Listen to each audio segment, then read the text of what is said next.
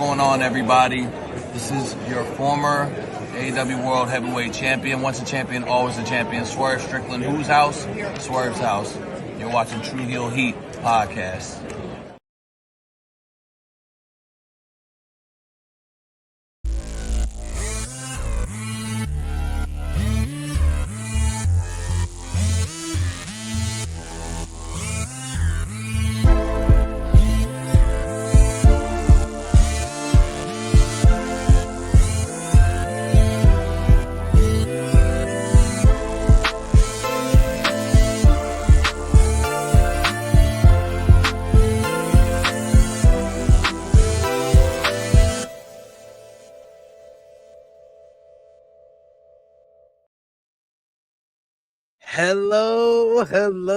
Hello. It is me, your True Hill Phenom, SP3, and it is that time of the year. It is the end of the year, and it is time to look back, as I am not just SP3.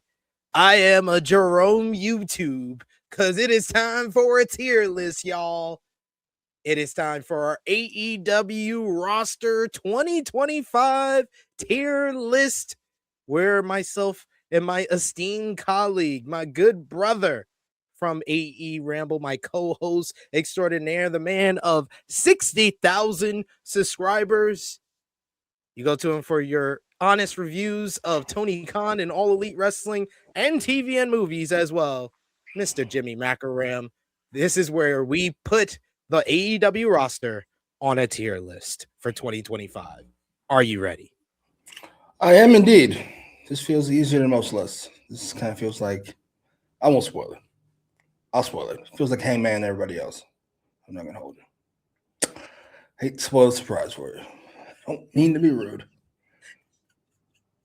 Well, there you go. There you go. If you wanted it early and often, if you wanted to find out what it's going to look like at the end, there you go from the start. But if you haven't already, we appreciate y'all for joining us here. If you haven't already, drop the thumbs up. That helps us out so much for our year-end list and tier list and everything else we're doing for the year-end to build up for the year-end awards and the end of the year and start of 2026. So we appreciate y'all for the support for everything that you do here. So comment down below. Let us know what you thought about AEW's roster in 2025. Where would you rank them? Did we get our tier list right? Where would you put someone else higher or lower on our tier list? You can let us know in the comments down below.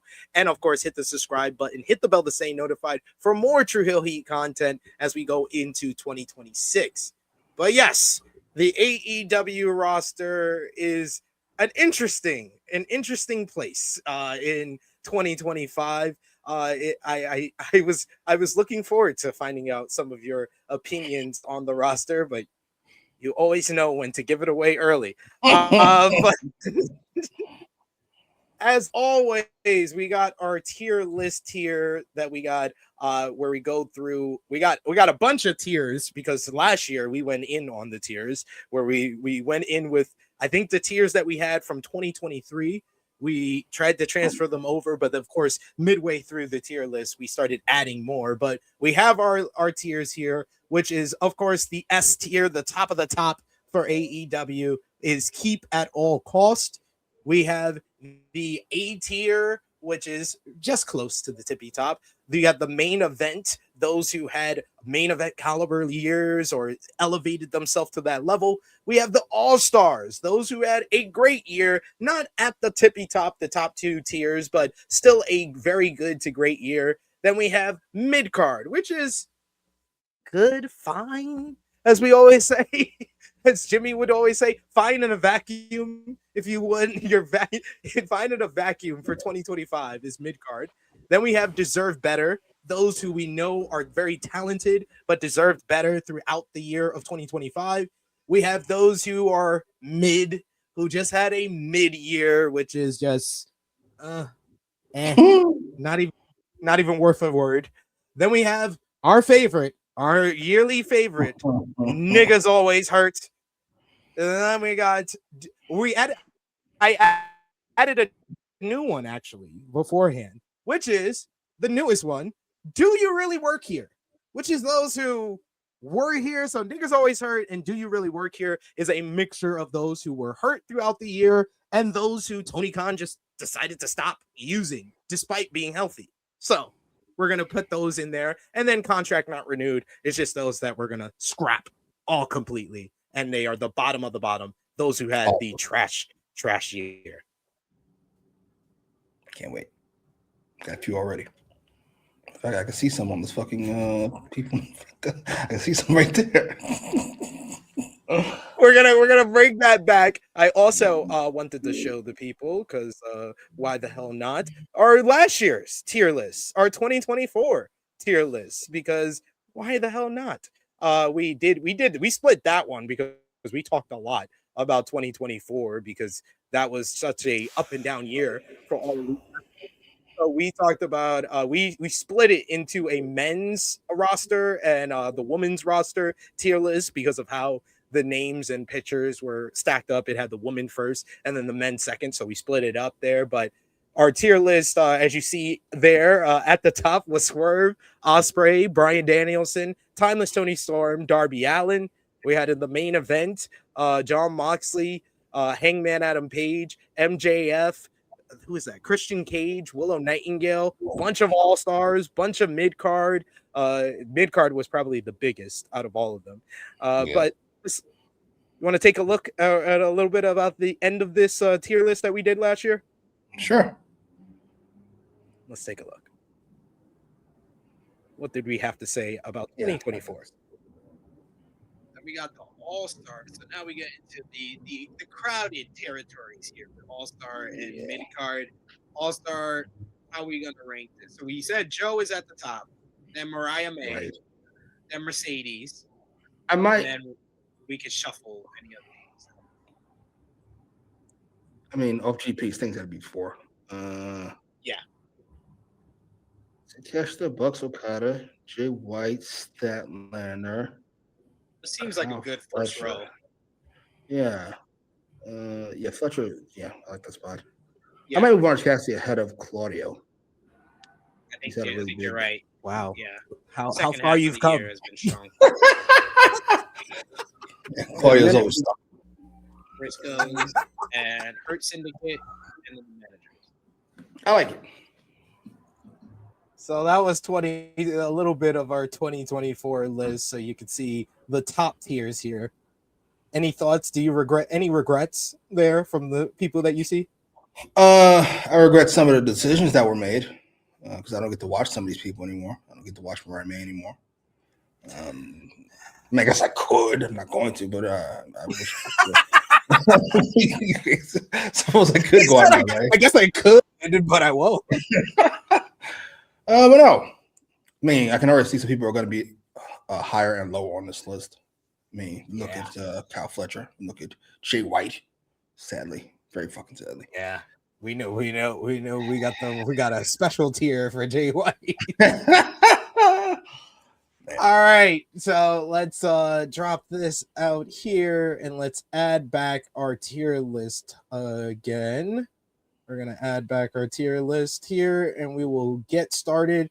Before we get started on everything that we need to do, we're going to do the magic of video editing or magic of pausing and unpausing on StreamYard. And we are going to go through all the people that were stuck in catering during 2025, and we're just going to place them on the tier list very quickly, not to waste any of your time.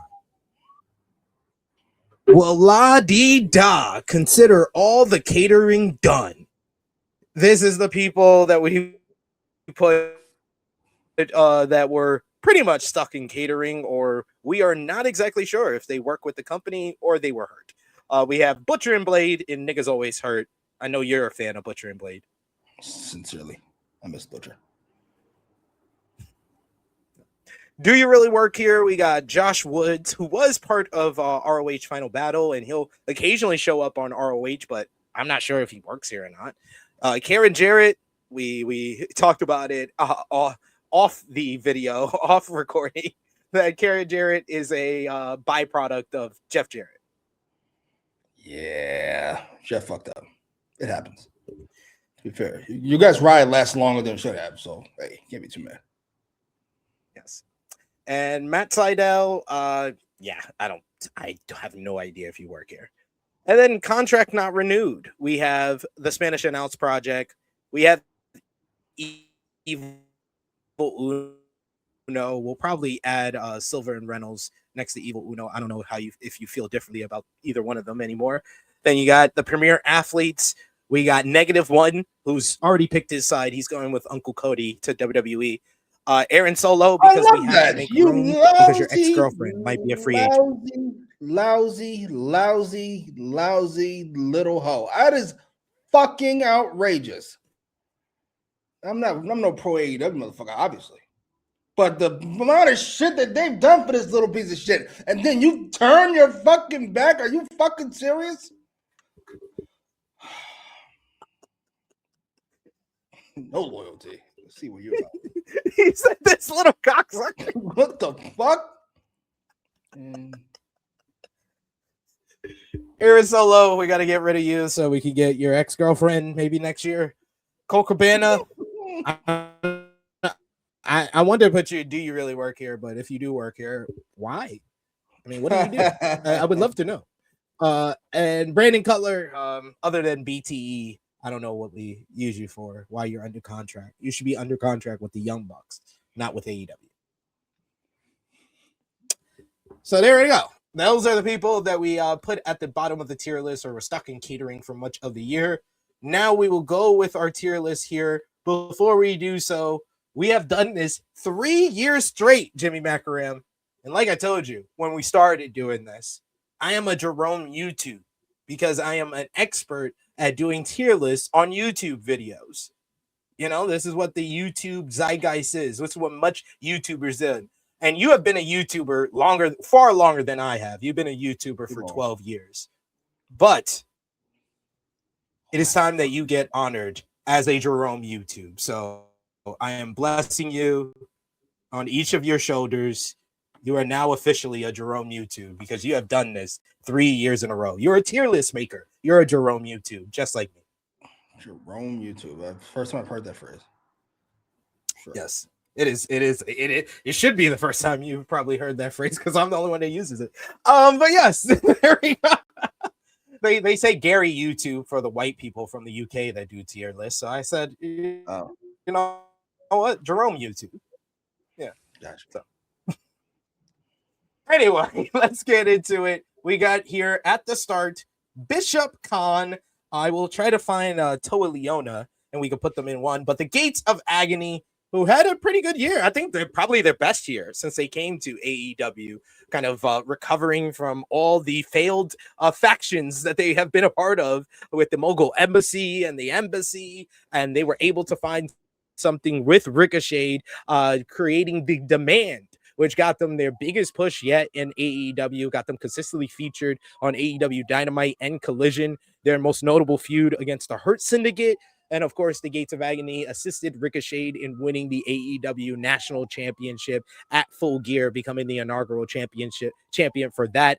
They were very impressive in that rivalry with the Hurt Syndicate, and probably the only ones out of the group of people in that feud that gained something from it. So Bishop Khan, Toleona, Gates of Agony. Where are we putting them? What's behind main event? Well, under main event rather. Behind main All-Star. That feels high. I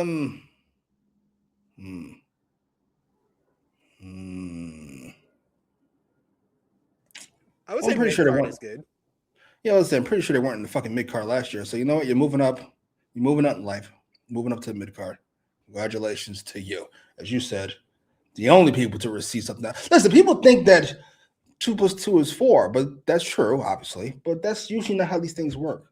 It's usually 3 + 2 = 5. Then you divide it by 2, and then you see what the fuck comes out of that. Sorry. For fucking the Gates of Agony to come up, the Hurt Syndicate has to come down. That's just how that works. I'm fucking sorry. These niggas are He's like, this is physics. This is physics I'm trying to explain to y'all. You want I your water to be will colder? find. You better put some fucking ice in it. I'm sorry. Poor ice. I will eventually find Toa here, and we'll put Sting. We'll just put Sting. Where do we put Sting? Why does it feel disrespectful to put in one of these Yeah, other it feels ones? disrespectful to put him like any of these bottom ones. Like, He could just stay does on he the get a bottom. lifetime achievement? He just stay Oh, on he the just pinned stays on the images. bottom. Pinned images. Because we don't want to be disrespectful. I understand. Yeah, we'll just keep him down there. I don't even see Toa. Is Toa even on this? We'll eventually find him. But we got Brian Danielson. This is another one where I'm like, do we keep him down at pin images too? Yeah, you can stay there. All right. Chris Jericho. Now, Chris Jericho was active in 2025. He started off the year as the Ring of Honor World Champion. He had a good series of matches against Bandito, eventually losing the Ring of Honor World Championship against Bandito at AEW Dynasty in April. And then after that, he was written off of AEW television, and he has been in the headlines probably more often than when he was consistently on AEW television, because it is his contract year. And there are a bunch of rumors and reports in regards to WWE's interest to bring him in for one final run, a retirement tour of sorts for Jericho to finish off his career and get a Hall of Fame induction. So we may be not even talking about him on this list next year. We may be having to talk about him on our WWE tier list that we do for the year. So Chris Jericho, do you really work here? I think it's the most appropriate. When was his last angle? Just like the promo he cut where he stomped out of the ring. April. Yeah, you could be the yearly worker. That's only 4 months. Yeah. I think it's him. Do you really work here? I think I saw some other people do the really work here, but we'll get to them shortly here. We got Colton Gunn, which I think this is an easy niggas always hurt, along with, unfortunately. Do you want to talk at the about top, it? though. Jay White. At the top of the list. At the top, in the front. Oh, poor Jay. Jay White came into the year. He was a part of the main event program, feuding with the Death Riders alongside Cope for some reason. Probably the only bright spot in that whole program and storyline that they had there. But unfortunately, he was one of the three big names that originally entered into the Owen Hart Cup, along with Will Ospreay and Hangman Adam Page, the two guys who made it to the finals. It was Jay White who was the third guy in there. But before the tournament started, he was deemed unable to compete. He suffered a broken hand injury. And then as he was recovering from the broken hand injury, he also got surgery on a shoulder injury that he had suffered. So he has been out for the entirety of the year since April. So niggas always hurt. Goddamn shame. If only had 5 main event spots, he'd be one of them. God damn it. I agree. I definitely agree with that. Next, we got Darius Martin, Dante Martin, Top Flight. Top Flight, very inconsistently used on AEW television, but they did form a new team, a new stable of sorts in 2025, forming Skyflight with Scorpio Sky, Christopher Daniels, and Layla Gray. They've been doing much of their work in Ring of Honor. They recently challenged for the ROH 6-man tag team titles at Final Battle, but very inconsistently used throughout 2025. So where you want to put Top Flight? What would you say, mid? Either mid or deserves better.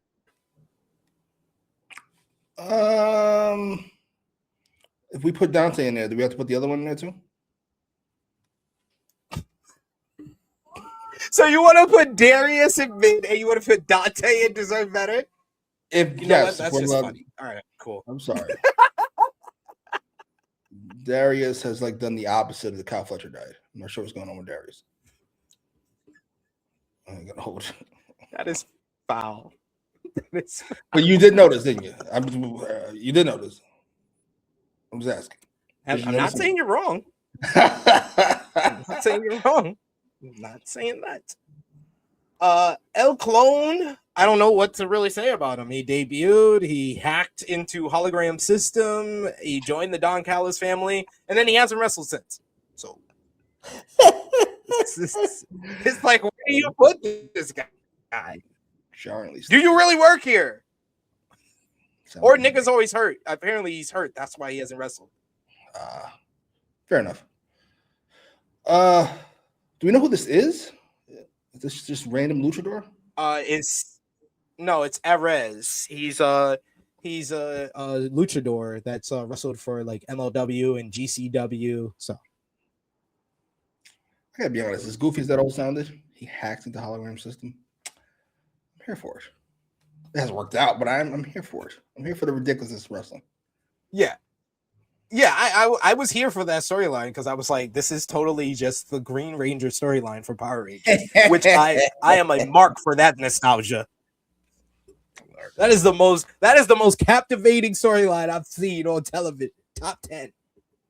Hated it. I was a big Red Ranger fan. It means all of a sudden this nigga comes in, he can watch all these niggas at once. This is outrageous. The fuck? I just used to love it because I had the Game Gear game Power Rangers that had that whole storyline. So I was obsessed with that. We got probably the most polarizing person that will be on this list. Hook came into this year. He joined up with Katsuyori Shibata and Samoa Joe to form the Ops. In his rivalry with Christian Cage and the Patriarchy, they beat them along the way. They then changed their focus to the Death Riders, and they were going after the AEW World Trios Championships. Unfortunately, Hook suffered a concussion along the way, and he was replaced by Powerhouse Hobbs. Powerhouse Hobbs won the Trios Championships with the rest of the Ops, Joe and Shibata. They were running roughshod for a while until Hook returned at the end of August in ECW Arena with new music in all. Very not real liked new music from most fans. He formed a partnership with Eddie Kingston. They were doing well, undefeated in tag team action until they got involved in the Ops business as Hook and Kingston backed up Hangman Adam Page against the Ops on the road to Full Gear. Unfortunately, this was all a red herring as Hook was all aligned with the Ops this whole time as he showed his true colors at Full Gear, turning heel and costing Hangman Adam Page the AEW World Championship in a steel cage matchup with Joe. Joe becoming a two-time AEW World Champion because of Hook. Since then, Hook's been riding with the Ops and not been doing well in promos. So that is Hook's year, 2025. Where do we put him? Based on just his work, he'd be mid. But he is in a pretty fucking prominent spot. Too prominent of a spot, to be completely fucking honest with you. He doesn't deserve better. So just up GP, I'm not sure I can do that. This is between mid and mid card for me. Yeah, I would say like top of mid. We'll get no argument from me. Yeah, he's had a pretty mid year, but he's going in the right direction. He's going in the right direction. It's like when Jay won the Rumble. It's clearly a bad idea, but he's moving up, fucking clearly. Next, we got one of AEW's newest signings, Josh Alexander. Oh man, this should be good. Josh Alexander signed with AEW in April, and he was entered into the Owen Hart Foundation tournament. He lost his first matchup in the tournament against Hangman Adam Page, but he immediately showed his alliance and his loyalty to the Don Callis family and joined the group, becoming somewhat of an enforcer for the group and a mercenary to take out different people. This started his whole rivalry with Kenny Omega, which saw him break the femur of Kota Ibushi, taking him out of action. Kota Ibushi may be out of action for 2 years following his matchup with Josh Alexander. He also broke the ankle of Michael Nakazawa, taking out a bunch of Kenny Omega's friends. He then teamed with the Young Bucks at Full Gear to win $1 million, beating Kenny Omega in the Jurassic Express. He's gotten victories over Will Ospreay in this year as well. So not the worst first year in AEW. He has a spot on the card. I know you don't like him, but I would say he would be mid card for me. What? How? What do you mean? I'm so very confused. Let's see. He is the 1, 2, 3 at best, 5th most important member of his group, the 4th most important wrestler. How can we even justify him being in the mid card? Where he's 2 ahead of Hook. Hook is the most important person in the top rivalry in AEW right now. How can he be above Hook? Explain this to me. He could be You at would the have top. behind Hook. You could be. You know what? As a compromise, he can be ahead of Hook.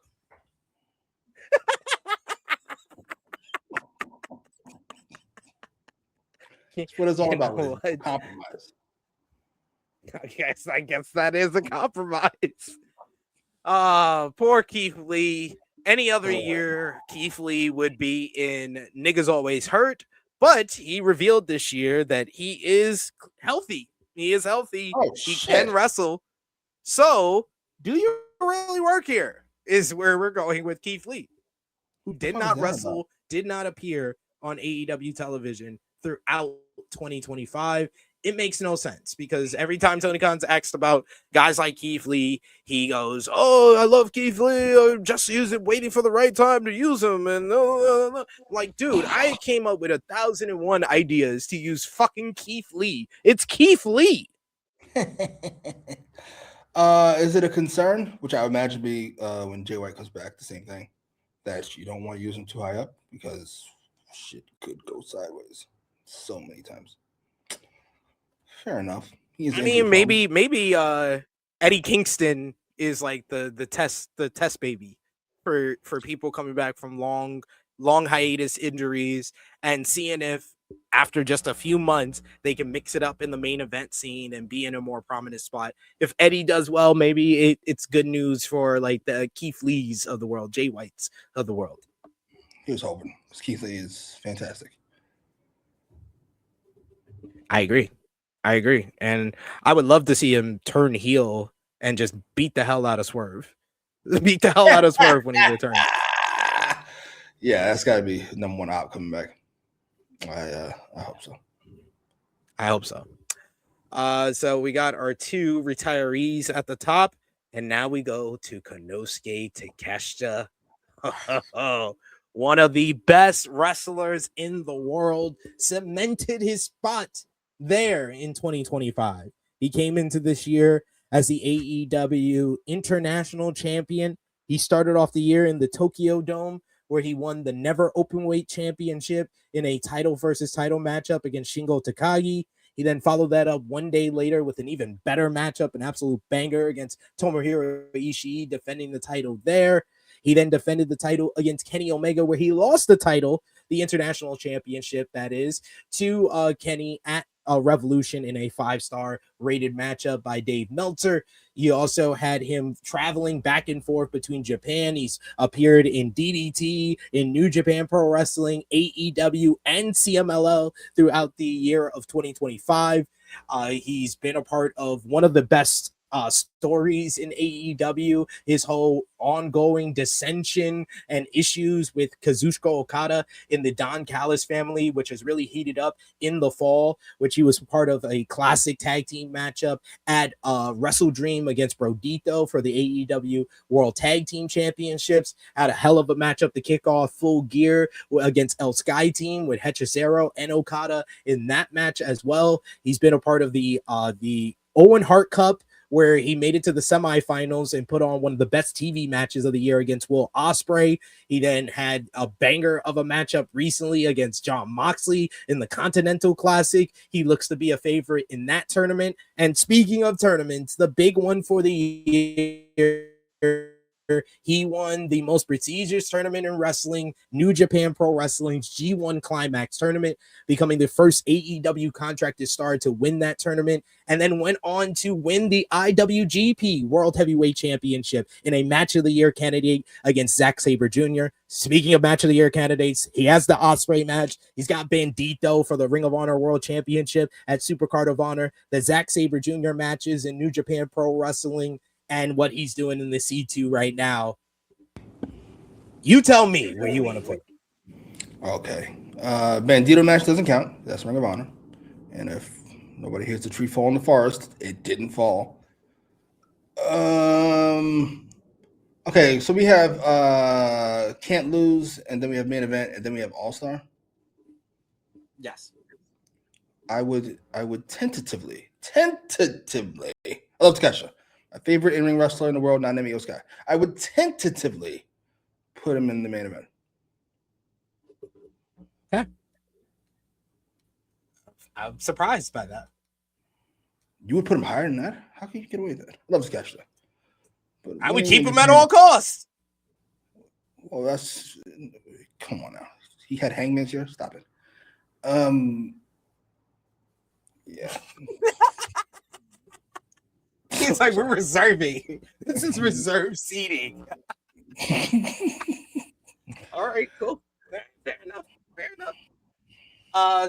Scorpio Sky, who is no, that's Lee Johnson. I'm sorry. Scorpio Sky is over here. Lee Johnson. I know how that Hollywood sounds. SP3. That's all right. You look alike, brother. That Lee Johnson, he's been mostly used in Ring of Honor, and you just told me Ring of Honor doesn't count. That's correct. Yes, sir. So where am I putting him? Is he still with Homegirl? With Julia Hart, yes. Fine. You can be. Do you really work here? You're holding on, sir. You're holding on against hope. How? I don't know. MXM Collection, I would say they were mostly used in Ring of Honor, but they've also been used on AEW Collision with the MXM casting call, which is basically them taking the mantle left behind by Max Caster with his open challenge. And now they're doing the open challenge bit. Good Lord. You know what? Those two are fans of LA Knight. So you know what? You can also be, do you really work here? They do work here. They've been on Collision. We could put them in mid. In mid? With Hook? And Josh Alexander? And Dante Martin? Come on, man. You can be the top of the you really work here if you like. No, that's probably reserved for Chris Jericho. Do you really work here? Max Caster, who is mostly used in the hilarious Max Caster Best Wrestler Alive Open Challenge on Dynamite and Collision. That led to the return of Anthony Bowens at Dynasty. It also led to him reuniting with Anthony Bowens of sorts with the Unacclaimed, where they've been forced to team up with each other week after week on Collision and on pre-shows. So, Max Caster, where are we putting him? You can be mid. I must say, as bad as I feel for them that their group got broken up and they both started to falter afterwards, them being together is probably the only thing keeping them from being fired, to tell you the truth. Yeah. Definitely. Then we have another one of your least favorites on this list, Nick Wayne. Nick Wayne, of course, is the prodigy of Christian Cage. He started off the year in the patriarchy. He started off the year in the patriarchy.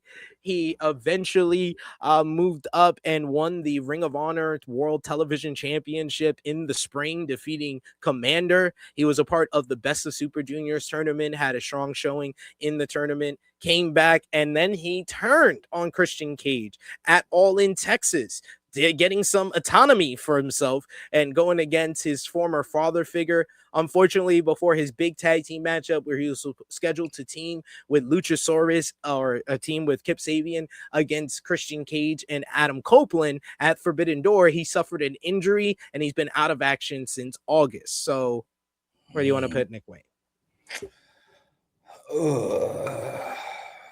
It's between mid and niggas always hurt.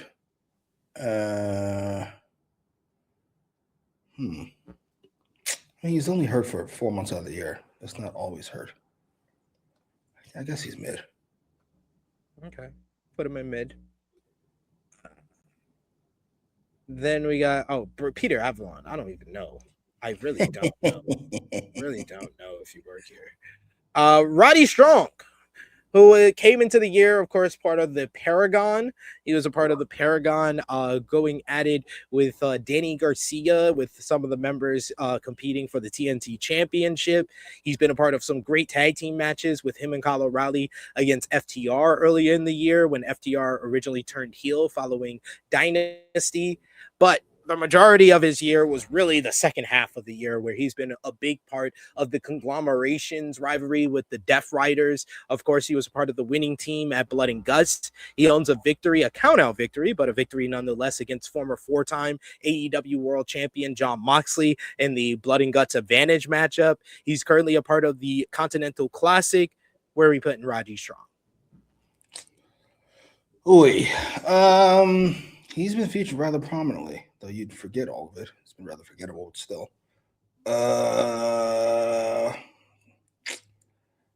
Shit. I can't. What do you think? I don't want to be an asshole. I was going to say mid-card is probably where I would aim. Yeah. Sure. Who else is in there? So somebody else is in there? Khan is Gates of Agony. Yeah, Roddy can be in there. Yeah. Scorpio Sky. He started off the year injured, and then he came back and he created Skyflight, recruiting Top Flight and Christopher Daniels and Layla Gray to form his own faction. They've been mostly featured on Ring of Honor television, where they recently got a shot at the ROH six-man tag team championships, but he has got an opportunity at the TNT championship facing Kyle Fletcher earlier this year, coming up in a loss. But where are we going to put Scorpio Sky? When did he come back? Do you remember? I want to say the fall. Great. Either the summer or fall. Always hurt. Don't even think about it. Great. Yeah. That seems fair. He had his shot. And him and Sam were doing their thing. And then they did a great double turn and then turned it right back. Fucking idiots. Oh well. We fixed it. Let's unfix it. Okay. Kind of like what they did with the Continental Classic. Then we got the Outrunners, who came into the year very popular, coming off the heels of all the popularity that they garnered last year. They got an opportunity at the AEW World Tag Team Championships against the Hurt Syndicate at Revolution. They really got probably their biggest push yet in the summer, where they were one of the other tag teams that feuded with FTR following their heel turn and had no debate their best match ever on Collision, one of the best TV matches, one of the best tag team matches in AEW the whole year against FTR. They had another good matchup at the All In buy-in pre-show as well against FTR there. So they had a pretty good year. They've been mostly featured on ROH television towards the second half of the year, where they have formed a trio with Dalton Castle, which have also been featured on AEW Collision as well. So we're going to put the Outrunners. Mid sounds right. Yeah. I think they've gotten more. I think if they, than they. Yeah, I agree, because I was literally about to say that. I was like, especially after the FTR matchup, they feel like more deserves better. But I think for the overall year, it's mid. Yeah. Then we got, Grizzle Young Veterans. I think they're one of the poster boys of deserved better. Like, what the fuck? You signed them. You gave them a big ass debut at Wembley Stadium, where they fucking attack FTR. They're interrupting the Young Bucks. They're involved with the two top tag teams, two greatest tag teams in AEW history. They're introduced like that, and then they have a fucking 3-4 week feud with FTR on Collision last year. They lost to the Outrunners, and then they just been comically underused. I just saw them recently. Where were they, in ROH? ROH, yeah, they had a match with the Death Riders, where now they're being used as baby faces. This great heel tag team being used as baby faces against Garcia and Yuta. That's fucking hilarious. That's a shame. I do feel bad. Yeah, they deserve better. I'm trying to find James Drake here, but This is always confusing. It's not until they get up to the top that I can see if we are missing somebody or if we need to add somebody, but he represents both of them anyway. Adam Copeland, who started off the year involved. He came back at AEW World's End at the end of last year, where he started a rivalry and program with Jon Moxley and the Death Riders. Ooh. It was him and FTR fighting the Death Riders for much of it. He then aligned with Jay White. He challenged Jon Moxley for the AEW World Championship at Revolution, where he suffered the loss, thanks in large part to his former best friend, Christian Cage, cashing in his Casino Gauntlet contract and getting choked out. But then he got a rematch against Moxley where he spiked him right in the back, but still suffered the loss thanks to interference from Nick Wayne and the Patriarchy. This led to Copeland basically teaming up with FTR to face the Death Riders for the AEW World Trio Championships at Dynasty. After suffering the loss, weeks of dissension and issues with FTR came to the surface as Dax Hardwood turned on Copeland, and Cash Wheeler chose Dax's side as they laid him out, concertoed him twice. He was out of action for months until he returned at All In, inadvertently saving Christian Cage from the same fate that he suffered with a concerto after he was turned on by Nick Wayne. He told him that he needs to go find himself, and then that led to the reunion between Copeland and Christian, where they defeated the Patriarchy at Forbidden Door and then defeated FTR at All Out. Unfortunately, in their hometown, they got the win. His wife was there to celebrate, but FTR attacked him from behind, handcuffed him to the ropes, power drived his best friend, Christian Cage, and then power drived his wife, Beth Copeland, as well. And we haven't seen Copeland since. So, Copes 2025, where we put? That is a very, very, very, though up and down, productive fucking year. It really is, though. Like, going over it, in my head, I'm like, damn, he's always been in like one of the more important or bigger angles or rivalries anytime he's been here this year. Yeah, so we're definitely talking about one of the. I'm going to pretend like he's going to be in the top two. What's the third one? Third one is All-Star. I mean, just off GP, I think he kind of has to be. That's a really big year yet. I didn't like most of it, but it was a big year. Didn't like most of it, but should we put Christian next to him? Yeah, definitely a down year. Definitely, yeah.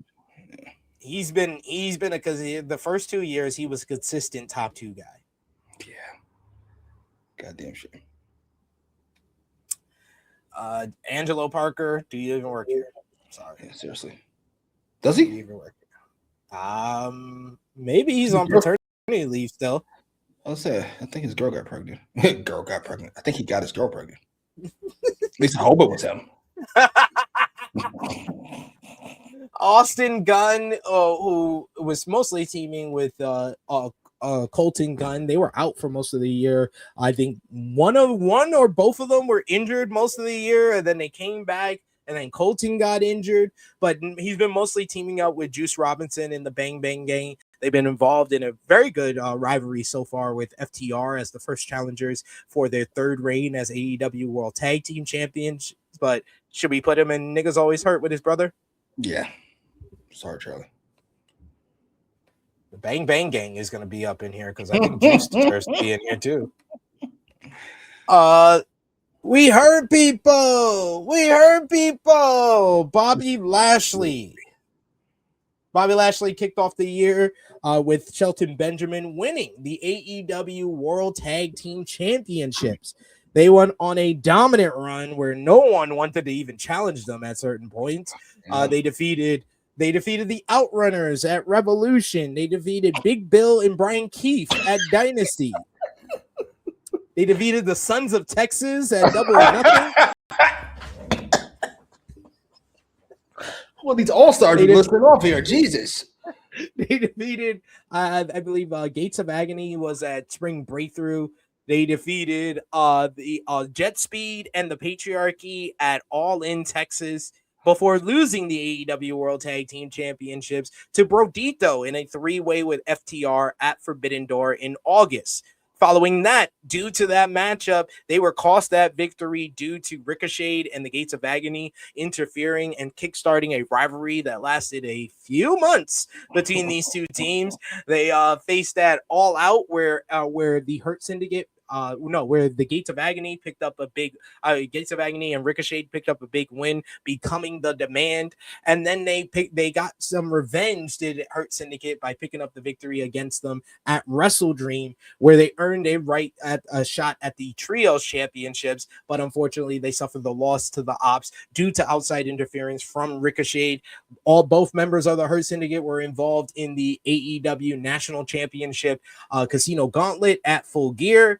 And here we are now, where I don't know where their story is at this point, but they also were more prominently used in the summer, where they were involved in a very consistently prominent and popular storyline with MJF, where MJF was trying to convince them to let him join their group. They were very adamant against this until a series of gifts and bribes led to MJF joining the Hurt Syndicate. He lasted in the group for about 2.5 months before they kicked him to the curb for no apparent reason other than you're not black. That was the Hurt Syndicate's year. Bobby Lashley, where are we putting him? Deserve better. That was easy. Holy shit. What? When you said they won the titles beginning of the year, I went, holy shit. I remember that. A hopeful time. We was like, man, they're gonna go on this Road Warrior style run. We didn't know how real that was. It was the Road Warriors run in the 1980s where they're just facing jobbers every week. Oh, holy shit. Wow. Yeah, that's jarringly bad. I'm shocked. They must not be liked. Can we finally say that?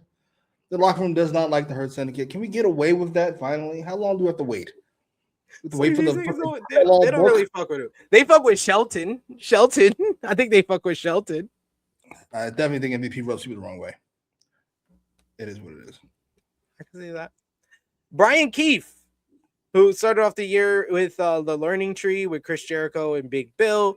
Of course, Jericho would lose the ROH World Championship and leave, which led to Brian Keefe and Big Bill not being consistently used. They were mostly used on Collision, where they feuded with the Gates of Agony in the summer. They've been inconsistently used in different tag team matches, different tag team feuds. He was, of course, part of the feud with Big Bill, where he was the challenger for Eddie Kingston on his return at All Out, but very inconsistent year when it comes to using Brian Keefe and Big Bill. So where do you think they should go? Me. Oh, fucking Dante's here. They can be mid. So we'll put Brian Keefe there. When we get to Big Bill, we will put him next to Brian Keefe.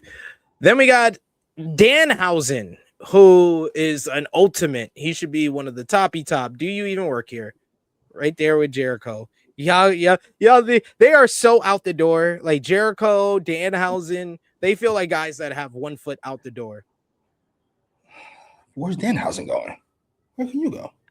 I think he could go to NXT. That would work. God. In NXT. Yeah, you're probably right. Him and fucking Lizard Man that showed up the other day. Exactly. They'll just team them up. They'll be the best tag team. Punk likes him too, right? I'm sure you can put it in the word. Yes, yeah, Punk loves him. Why? Anyway, whatever. You can put it in the word. Kota Ibushi will put you in Niggas Always Hurt, because you are currently hurt and out for 2 years. Oh. Goddamn shame. All right. Someone else you've been looking forward to talk about. FTR. First, we got Dax Harwood here. Cash Wheeler is down there. I've seen him before, so I know where to get him. But FTR, what a year. They started off the year kind of in the least interesting role they could probably ever be in, as basically the backup dancers for Cope and rated FTR, feuding with the Death Riders. They eventually get the shot at the AEW World Trios Championships at Dynasty. They come up short there, but that loss led to a revolution. where FTR turned heel on Adam Copeland, and they could have just went on the heel run after that, and I think it still would have been a great year. But they did the most masterful thing ever. They added a manager. And after years upon years, Jimmy, of managers not working with FTR, they tried Arn Anderson. They tried Tully Blanchard. Man, they tried everything. They finally found their fit. Stokely Hathaway.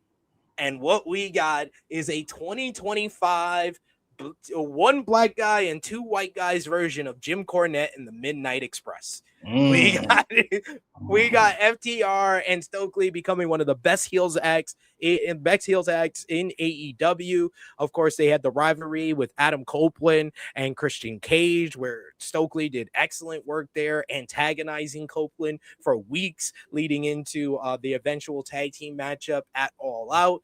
Of course, FTR was a part of so many great tag team matches this year, whether it be really the revitalization of the tag team division in the summer, where they were a part of that number one contenders tournament, where they had a banger of a matchup with Jet Speed in Chicago. They had a banger of a matchup with Brodito in Cardiff. They were part of a great triple threat at Forbidden Door. They had a 5-star classic with Brodito where they finally won the AEW World Tag Team Championships at Full Gear. They were a part of multiple multi-man matches that were awesome throughout the year as well. The all-star matchups on television that were incredible. FTR has proven themselves once again to not only be the best tag team in pro wrestling, but they were one of the best characters in all of AEW throughout 2025 with their ability to get heat and draw heat, whether it be them antagonizing fans in the front row, getting in their face, trying to start a riot or a fight, whether it's them calling out Bandito's grandmother and trying to antagonize her to get under his skin, the great moments that they had, like the Brody King punch through the door, Stokely Hathaway, I don't get no hoes promo. Man, what a year for FTR and Stokely Hathaway. Where are we putting them? I'm stuck between main event and All-Star. Who's in All-Star again? All-Star is currently just Coping Christian. I think they're main event. Yeah. I like it. Dax Harwood, we will put up here first for the team. Ric Flair. You like Cash Wheeler. You like Cash Macho Wheeler. Man, Steve Austin, Kurt Angle, CM Punk, Dax Harwood. Dax Harwood is fucking amazing. Goddamn. He can do everything. He's one of your favorite wrestlers ever? He can do everything. I'm shocked. So yes, they are in the main event, our reigning AEW World Tag Team Champions. Speaking of AEW World Tag Team Champions, Private Party. Private Party came into the year as AEW World Tag Team Champions. Unfortunately, that didn't last too long in 2025, as in January, they lost the titles to the Hurt Syndicate, and we have not seen them since. They have not been used on television since losing the AEW World Tag Team Championships in January. Oh, seriously? Yes. I'm dead serious. That's not even not in ROH. Not in ROH, not in CMLL, New Japan, nothing. Not a partner promotion, nothing. Just sat them on the sidelines and have not used them. It's led to interest from WWE, rumors about their contract expiring at the end of the year. So this might be the last year we have them on our AEW tier list here. Wow, that is fucking egregious. These aren't old men either. They deserve better, fucking certainly. Yeah. What the fuck? Holy shit. That is disgusting. There's no excuse for that. No excuse. Well, someone who had an excuse for his treatment in 2025 was Jeff Jarrett. Jeff Jarrett started off the year letting us know he got re-signed to AEW. and he had the goal of becoming AEW World Champion. This led to a rivalry with MJF, who also had the same goal, which led to some of the worst promo exchanges that we have seen on AEW television in quite some time, including Jeff Jarrett calling MJF's mother and fiance, now wife, a call girl. You see, if MJF had said that to Jeff Jarrett, that's MJF being MJF. MJF is the heel. The reason why this was so egregious is because Jeff Jarrett was the babyface. And thus, the whole program fell apart, and Jeff Jarrett was never used again after the end of January. Would I release Jeff Jarrett? Off GP, I would, but could I get something out of him? Fuck. I can be with his wife. Do you really work here? Yes, why not? Why not? Do you really work here? I mean, we see him on the pre-shows, but that's not the same. It's not the same. What happened to your quest to become AEW World Champion, sir? I failed. Kenny, by God, Omega.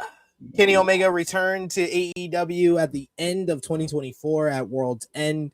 Kicked off this year with a lot of excitement about his return. He formed an unlikely alliance with his former rival, Will Ospreay, where they put on an incredible matchup against Konosuke Takeshita and Kyle Fletcher in Australia in February. Then that led to Kenny Omega defeating Takeshita in another great matchup at Revolution to become the AEW International Champion. From there, Kenny Omega found himself embroiled in the rivalry between the Elite and Death Riders and the rest of the babyfaces in AEW. He was a part of the great triple threat matchup at Dynasty against Speedball Mike Bailey and Ricochet. Then he was involved in a Anarchy in the Arena, arguably the best Anarchy in the Arena since the original, where he was a big part of that one, picking up the win with Swerve Strickland, the Ops, and Willow Nightingale.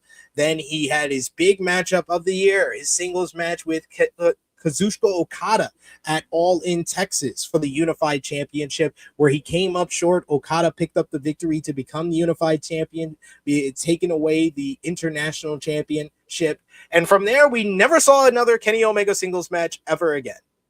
Before that, though, he put on a great matchup, a four-way against Masquerade Dorada, Brody King, and Claudio Castagnoli at Fighter Fest for the International Championship. Since then, he had some great multi-man matches, whether it be with Jurassic Express or Hangman Adam Page in Philadelphia, Chicago, wherever they're at. He was a part of that incredible lights-out steel cage matchup in the main event of Forbidden Door that picked up the victory with Will Ospreay, Kota Ibushi, Hiroshi Tanahashi, and Darby Allin. He was a part of the $1 million matchup at Full Gear, but this year just feels like there could have been more. There was a lot of teases to different rivalries he was supposed to have, like Kyle Fletcher taking him out with a brainbuster through a table before All Out, or Andrade returning to AEW and attacking him at the 6th anniversary, or Josh Alexander taking out all his friends. He's built 3 singles rivalries in the second half of 2025 without a single singles match. Kenny Omega, 2025. What do you think? This is a disappointing year. I don't think anybody can deny that. With what you describe is not a disappointing year, but this is Kenny Omega.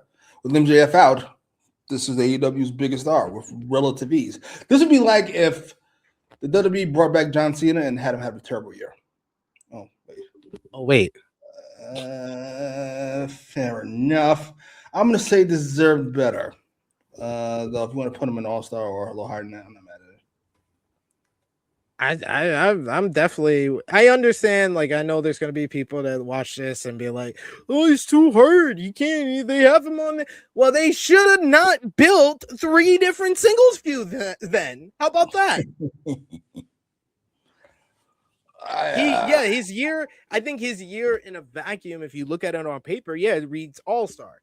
But he's, like you said, he's Kenny Omega. He should always be in like the top 2 tiers. So even him in All-Star, he deserves better than that. Certainly. Goddamn shame. Oh, you got the stroke over there, sir. I'm sure you some of it. Exactly. You're an EVP. Why not use it? You're going to the top of deserve better. Lee Moriarty. He's mostly been used in ROH, and you told me that ROH doesn't count. So what do you That's want me to correct. do? Where the rest The of the longest ROH reigning pure champion of all time. Put on an longest incredible matchup reigning. with Nigel McGuinness at Final Battle, 30-minute Iron Man matchup. I thought Nigel was done. Why is he still wrestling? Oh, it's ROH. He really likes Lee Moriarty for some reason. Yeah, ROH is like all your sins are forgiven. None of this counts. It's like going to Vegas. Sure. Where would the rest of the niggas at? Really work here? Is that what they are? We're just putting the whole ROH roster and do you really work here? Is We that put him what in they're mid doing? at least. At least he had a good year in ROH. We could put him in mid. With the Outrunners, I can't do that. Nick Wayne's there. Nick Wayne had his year on. At least he was on AEW TV. I seen Lee Moriarty lose to Hangman. Is that the only time he was on Dynamite? Yeah, he lost to Hangman for the AEW World Championship in Pittsburgh. He's been featured on Collision a few times, but yeah, mostly it's ROH stuff. Yeah, sorry, Charlie. I want to break the rules for you because you're black, but can't really do that. I'm sorry, Charlie. I want to break the rules for you because you're black, but on second thought, no. How about no? We got Mark Briscoe, who's had a very interesting year. He started off the year a part of course, the conglomeration, doing conglomeration things, a part of many different multi-man matches on Dynamite, consistently featured on Dynamite, especially as like kind of the mouthpiece for different members of the conglomeration in the first half of the year. He had an excellent matchup with Kyle Fletcher at Dynasty in the Owen Hart Cup first round, where he came up short there. He was a part of the ambulance matchup the stretcher matchup, against Ricochet, which was awesome as well at Double or Nothing. We started around that time, around the summertime. We started saying like every time Mark Briscoe comes out, at least going to be a good matchup because he always puts up the consistent effort and he always gets a reaction from the crowd. The crowd always rallies behind him as the underdog babyface. And in the summer is where he really started picking up momentum. Ahead of All in Texas, he kickstarted a rivalry with MJF that saw them interacting with one another in the Casino Gauntlet that MJF won, but that Mark Briscoe consistently was a thorn in the side of MJF, and MJF in turn was one to him as well. That led to their first matchup in Cleveland, Ohio, where MJF picked up the victory due to a little bit of nefarious means to become the number one contender for the AEW World Championship. Mark Briscoe was responsible for getting the referee's attention when MJF tried to cheat again at Forbidden Door against Hangman Adam Page, and that led to the Tables and Tax matchup, an excellent matchup again against MJF, where he picked up the biggest win yet in AEW against MJF and parlayed that into getting back into title contention for the TNT Championship. He challenged Kyle Fletcher at Wrestle Dream and came up just short due to a low blow from Fletcher, but he consistently stayed on the path. He upped the ante for Full Gear to a no DQ matchup with Don Callis putting up his freedom and whether he could stay in the conglomeration or he would have to join the Don Callis family if he lost. But he came up big. He won the big one at Full Gear in Newark, New Jersey, winning the TNT Championship in a tremendous matchup against Kyle Fletcher. Big one there that really upped his year. And now he is the TNT champ to close out this year. So where are we putting Mark Briscoe? What's after All-Star? You mean above All-Star? No. What? No. Below? Mid-card. Oh, God damn it. Fine. He could be he's probably at the top of All-Star. Yeah. Point is. Why are you so mad about that? You sound like King Potato. Do yourself a favor. When you go back up here and you put him here, look at what he's surrounded by. The best male wrestler on the planet. 2 all-time. Well, Dax is all-time talent. Cash is really good. But together, they're the greatest tag team ever. And then you have fucking Edge and Christian, the legends. Mark Briscoe? Come on, man. Why you disrespecting Mark Briscoe like that? Like what? I love when you say I no disrespect, but then you disrespect him. Say he doesn't belong in this. He's around some of the greatest tag team wrestlers of all time. Guess what? Mark Briscoe, one of the greatest tag team wrestlers of all time. Absolutely. Him, Devon. This Hardy. guy here. All the Underhanded number comments. twos. All the number twos. Absolutely. Matt Jackson, feel free. Speaking of Matt Menard, you're usually on commentary. Do we want a contract not renewed, or Yes. do you really work here? Yes. Bye. Got way too much love. Orange Cassidy, he was out for most of the year. Early on in the year, he did have a great matchup with Takeshita for the International Championship on TV ahead of Revolution. But shortly thereafter Revolution, he suffered an injury in a TV matchup. He was out until pretty much the end of September.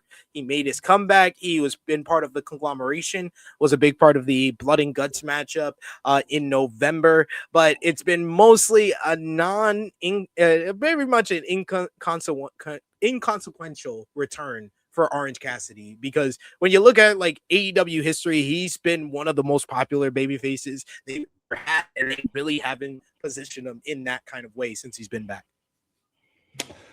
As you described this year, I noticed something. You were talking about this year early, and then throughout the fucking middle, then he's hurt in the middle, and then he comes back. So September he came back? The end of September, yeah. I noticed you and a lot of other people use the NFL starting as the excuse for why AEW is taking a downturn. Perhaps it's not that. Perhaps it's the return of Orange Cassidy. Perhaps he's the reason outrageous. Things have taken a downturn. I noticed it while you were talking. I was like, holy shit, you're right. Things were going so well. I was enjoying the TV. They came back, shit went downhill. Is it a coincidence? It might be. It could be. Sure, maybe. But who knows? Who knows? Your hatred for Orange Cassidy it achieves leaps and bounds better than most. So you want to put him at contract not renewed? It's I would, but he can maybe do you really work here. I mean, niggas always hurt. Pardon me. Yeah, he was out. He was out for a long duration of the year, so we will put him with Jay White as the top of the niggas always hurt. Powerhouse Hobbs.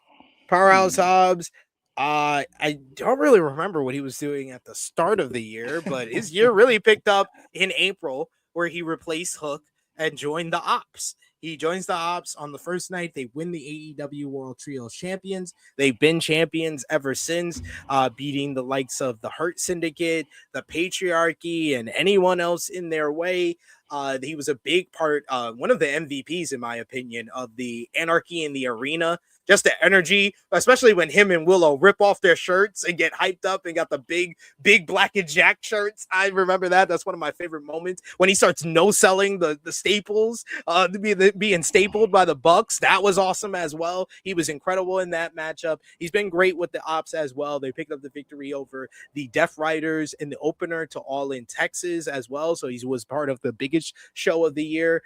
Then he turned with Samoa Joe and Kazuchika Shibata on Hangman Adam Page at Wrestle Dream, and now has been a part of this heel Ops group and had probably his best match in a few years against Hangman Adam Page at Blood and Guts. That great Falls Count Anywhere matchup that went all over the building, with Hobbs falling from the top of the freaking building and falling down into some tables. And of course, he's been very happy since Hook joined back up with the Ops himself. So Hobbs, where are we putting him?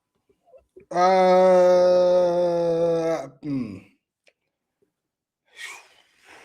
trying to think where I put Joe. He'd probably be a tier below wherever I put Joe. Can I see the mid card again? Okay, we got Gates of Agony and Roderick Strong in mid card.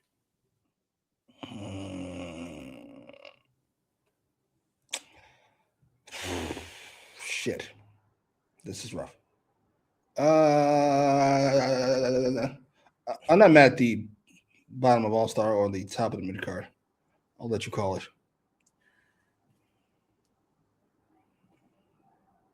Let's put top of mid card. I think that's the most fair. Sounds good. Because I literally, and you know me, I have a pretty good memory, especially when we're doing this type of stuff. I have no idea what he was doing before April. So I think it's fair to just put him in mid card. Honestly, after this year, though, he should get a bigger push in 2026 because he's been great with the ops. Fucking fantastic. As long as he never takes a stupid bump like that fucking butt bump off the announce table. Good job. I need him to be the Batista to Joe's Triple H. Please and thank you. Give me that. Roosh. This nigga, I don't even know if he works here. Like, this nigga's here, then he's not here. Sometimes he's here, then he shows up, he's not here. He's supposed to have a big ROH world title match at Final Battle. Then he gets injured, and then he's not here. It's like, it's very confusing. Do you even work here? So, keep it simple. Alex Windsor. She debuted for AEW at All in Texas in the Casino Gauntlet matchup, and then was a big part of AEW television throughout the summer. She had a very good matchup with Athena for the ROH Women's World Championship, became the partner for Timeless Toni Storm in her rivalry against Athena throughout the summer heading into Forbidden Door. She formed a tag team with Riho that was part of the AEW Women's Tag Team Championship tournament. She's been used in ROH, been kind of just filling spots towards the end of the year. She was most prominently used probably like the summer, beginning of the fall, but kind of fallen off in regards to where she's at in the totem pole of the women's division. So where are we putting Windsor here, one of the new signees for AEW? Yeah, I noticed her decrease in her usage rate happened to occur when Osprey got injured. Anyway, let's see what we have here. Yeah, good Lord, Hollywood always working. Goddamn shame. She can be mid. She at the top of mid. She was really big in the summer. That's fair. We got Diamante, who is ROH, so we will put you. I'm gonna just make a new. I'm gonna put ROH. We're gonna put a red one. We're actually gonna put it below. Do you even? That's fucked up. ROH.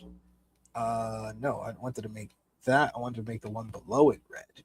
We'll make this that, and then we'll make this red for ROH because I am done with the disrespect that you have given to Ring of Honor. Hey, you put them fucking below them. How's my that lowly my lowly Ring of Honor that you have disrespected? So Mansoor, Mason, MXM collection could go here. Lee Johnson can go here. Diamante can go here. Lee Moriarty, you can go to the top of ROH. You can go right here. Roosh, you were going to get a shot at the Ring of Honor World Championship. So you know what? You can get a spot in ROH as well. Okay, participation trophies. This is outrageous. Sick of this. You know what? I'll put it above. Do you even work here? But below, niggas always hurt. It's something. Take it where you can get it. Julia Hart, who she was out, I believe, the beginning of the year, but she came back. She was a part of the Owen Hart Foundation tournament, had the matchup with Mercedes coming up short at Dynasty. Then she formed back up with Sky Blue when Sky Blue returned from injury to reform the Sisters of Sin, and then recruited Tekla to form the Triangle of Madness. They were running roughshod, causing a lot of problems for the likes of Jamie Hayter, Queen Aminata, and the rest of the women's division, which led to them forming an alliance with Megan Bayne and Penelope Ford, which led into the Women's Blood and Guts matchup, where Julia Hart, alongside the Triangle of Madness, picked up the victory for their team, holding off Toni Storm while the Mega Problems whipped and choked out Mina Shirakawa at the end. They were a part of the Women's Tag Team Championship tournament, making it to the semifinals, coming up just short against the Babes of Wrath. So where are we putting Julia Hart and I guess Sky Blue as well? Sky Blue maybe because of Blood and Guts might be a tier above her for me, but Jesus. Sky Blue and Julia Hart. They can be mid. All right. They can be mid. Goddamn shame. We'll find Julia Hart. Madison Rain, do you even work here? Mina Shirakawa. Oh boy, Rebel. Take care of you while Jimmy thinks She's still about. here? Nah, do you even work here? I don't even know why you're here, so that's why I put her here. Do you even work here? And okay, that's Sky Blue. You said mid for Sky Blue. She's above Julia though. There you go. Put Sky Blue there. Then we got Mina Shirakawa. She, of course, came into AEW, officially signed with AEW in the spring. She challenged Mercedes Moné for the TBS Championship in the summer, coming up just short there. During All In Texas weekend at ROH Supercard of Honor, she won the interim ROH TV Championship. Unfortunately, she lost that title to Mercedes Moné a few months later at Wrestle Dream. But most importantly, she formed the Timeless Love Bombs with Timeless Toni Storm, making it in the AEW Women's Tag Team Championship tournament, making it all the way to the finals. We are recording this before the final matchup at Winter is Coming, where they will face the Babes of Wrath to potentially become the inaugural AEW Women's Tag Team Champion. So, Mina Shirakawa. Yeah, a lot of this really depends on whether or not they win this fucking match. We can put her in the mid card. I was gonna say, if you were gonna say mid, I was gonna say no. I have to use the same strategy you used earlier. Of despite you not liking them, they have been pushed very heavily. Yes, that was my holding a point. Oh. That she's next to Toni Storm all the fucking time. Speaking of which, Timeless Toni Storm. Timeless Toni Storm came into this year playing the role of rookie Toni Storm, who won the first ever women's casino gauntlet matchup in January to earn a right at a shot at the AEW Women's World Championship in her home country of Australia at Grand Slam. She then revealed that she had just been playing this rookie role this entire time and pulled off the performance of a lifetime at Homecoming with a great promo there. She had the very good matchup with Mariah May in Australia to win back the AEW Women's World Championship. Unfortunately, Mariah May attacked her right after there to issue a challenge for a Hollywood ending at Revolution, which delivered one of the best promos of the year. Was the Go Home show ahead of Revolution, where she sentenced Mariah May to a lifetime of obscurity, and then went on to put on one of the very best matches of the year, regardless of gender, not just best women's match, one of the very best matches of the year, the Hollywood ending at Revolution, where Toni Storm won the victory to become to solidify herself as AEW Women's World Champion.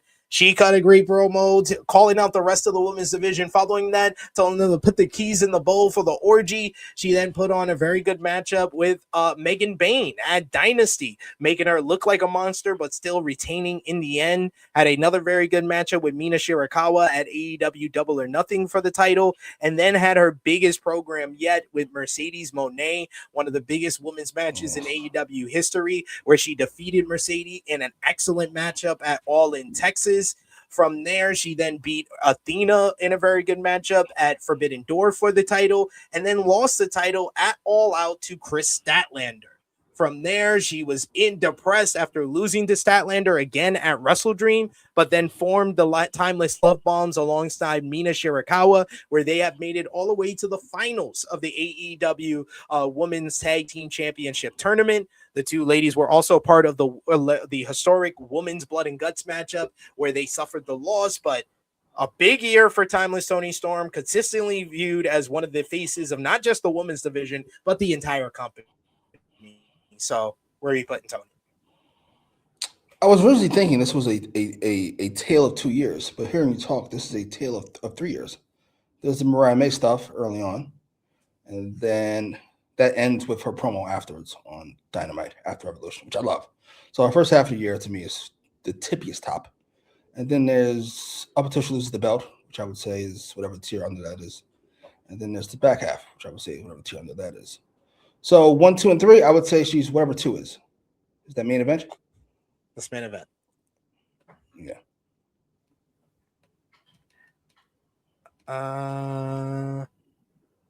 All right, we'll put her at main event. She should. Never mind. What? I was gonna say she should be at the top, but Takeshi's better. Dax is better.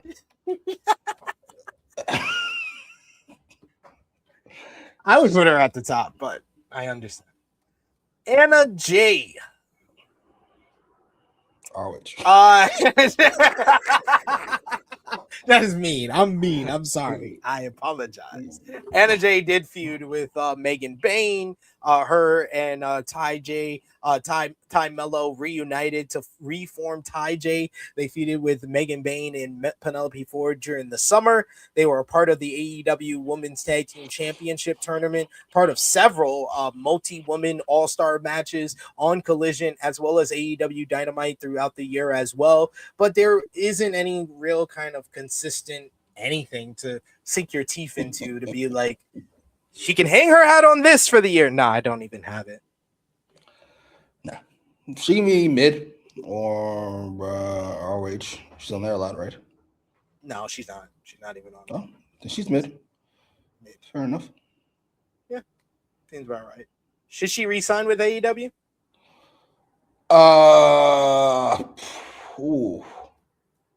Unless she really cares about her work, then yes, she should. If she actually cares about her work, she should leave and go to Japan or someplace. Yeah, I agree. If she is gonna resign, then you need to do like a lot of these other dudes that travel, like Megan Bain does, travel and perform at other places. That's the only way you're gonna get your reps, because 150 matches across 5 to 6 years of your career is absurd. It definitely. She's enjoying life. How old is she? 28, 29? Yeah, I think she's like 28. Emi Sakura, do you even work here? Camille, do you even work here? Oh, poor Camille. Mother Wayne, do you even work here? You can go next to Karen. Or should we put her next to Nick in mid? Damn. Because she's kind of part of his act now. Yeah, she's kind of part of his act now. Yeah, she go next to fucking Nick. I'm trying to see if anybody else is a quick put over. Nyla Rose. I know you work backstage, but do you even work here? Yeah, goddamn. I mean, we'll put Hikaru Shida. Do you even work here? Because she's had visa problems for quite a few months, and of course the big one for do you even work here? Probably the top of do you even work here? Dr. Britt Baker, DMD. My only piece of AEW merchandise. Clearly, I know how to pick well. What was I going to say? I was surprised about the answer Tony gave. It sounded more hopeful than I thought. About Britt? Yeah. What's he waiting? I think that out of everybody that you're definitely right. The way he talks about her is different from everybody else. Out of everybody that he says, oh, we're just waiting for the right time or right piece to put her in.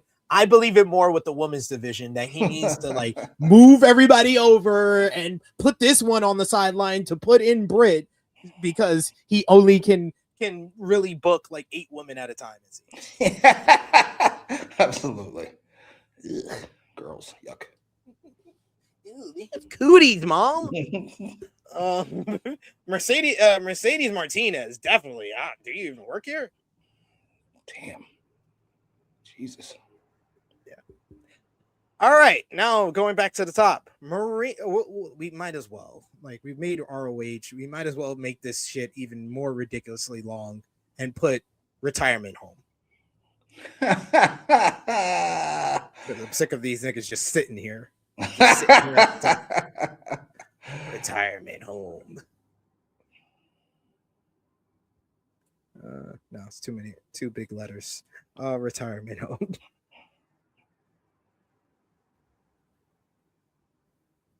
All right. So now we got a home for Brian and Sting. All right. Marina Shafir. Marina Shafir, of course, started off the year as part of the Death Riders, really took on the role of enforcer of the Death Riders, which is very unique. I think this is probably like the closest thing that we've ever gotten to China. Like, I know many people have been compared to China since China, but the active character role of being the female enforcer for all male stable, we have not seen it since China in this kind of long-term role like Marina Shafir has played. And she's totally different from China. China was an intimidating force who had this powerful physique, whereas Marina Shafir is just a train killer. She's trained in MMA to beat people up and choke people out the way that she does, and she did it throughout this year. She got more involved as far as matches. She was a big part of the Anarchy in the Arena at Double or Nothing. She was a part of the Women's Blood and Guts matchup. Had a very fun Falls Count Anywhere matchup with Wheeler Yuta against Darby Allin and Chris Statlander. She's been a part of this new tag team with Megan Bayne as part of the Mega Problems, and of course has played a big role in any of Jon Moxley's stories, whether it's her facial expressions at ringside, being handcuffed to the ringside area by Prince Nana at All In to kind of neutralize her, so Moxley was left alone. She's had these big moments. She's been a part of some of the biggest matches of the year. Where are you putting Marina Shafir at? She's definitely above the rest of these bums. So we're wrestlers. We're heading past mid. We're heading past deserve better. She definitely doesn't deserve better. You are shooting way above your fighting weight.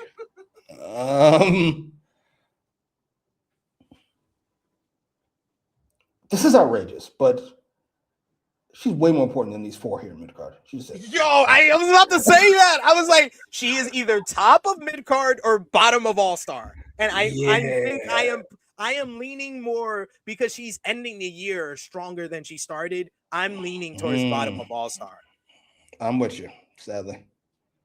I like her. She seems nice. I saw an interview of her. She seems nice. Yeah. But yes, and we got another example of the Lee Johnsons of the world with Roddy Strong just below his wife. We'll put him just below his wife.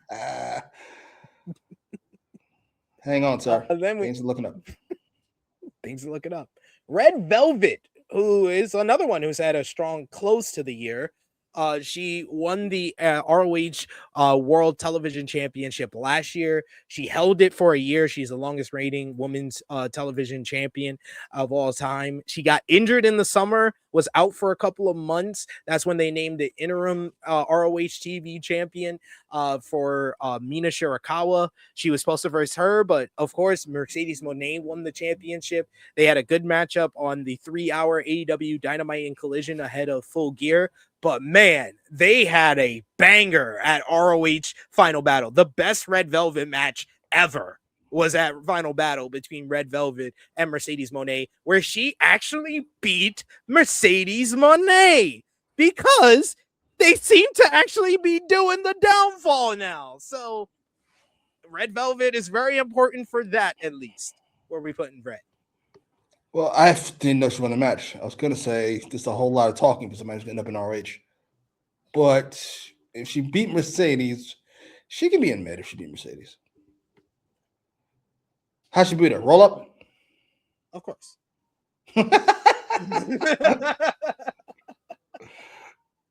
Or we can put her niggas always hurt, but nah, bottom of mid seems right. Ty Mello, we'll put her right next to Anna Jay. Yes. In mid. Enough of you. Willow Nightingale. What? She always seems like she always deserves better, but yet still had a pretty strong year at the same time. It's Yeah. always like that with Willow, where she's been in the mix. She's been one of the more important characters. She was more like prominently used in the spring, where she was inserted as basically the female counterpart to Marina Shafir for the baby faces against the Death Riders, where she was in tag team matches with Swerve against Moxley and Marina, where Moxley gave her a paradigm shift, leading to her being out for a few weeks. She came back and rejoined the fight and became one of the, I would say, probably the odds-on favorite to win MVP of that Anarchy in the Arena, where she was kind of viewed as one of the most important people going into that matchup and coming out of that matchup with a strong performance there. She's been in the mix. She was a good part of that Casino Gauntlet matchup at All In. But towards the latter half of the year, she's really come together with Harley Cameron to form Babes of Wrath, who surprisingly made it all the way to the finals of the AEW Women's Tag Team Championship tournament.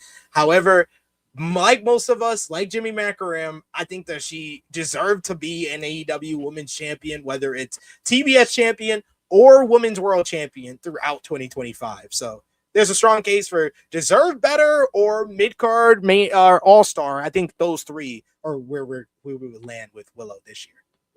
Yeah, I can't put her in the mid card next to those bums. So, I mean, Kenny Omega's gonna deserve better. She be next to Kenny Omega. Seems right. Seems right.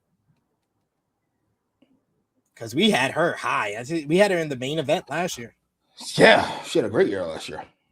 Yeah, she did. So right next to Kenny in deserves And Bobby better. Lashley, that's hilarious. What are we doing? What's going on here?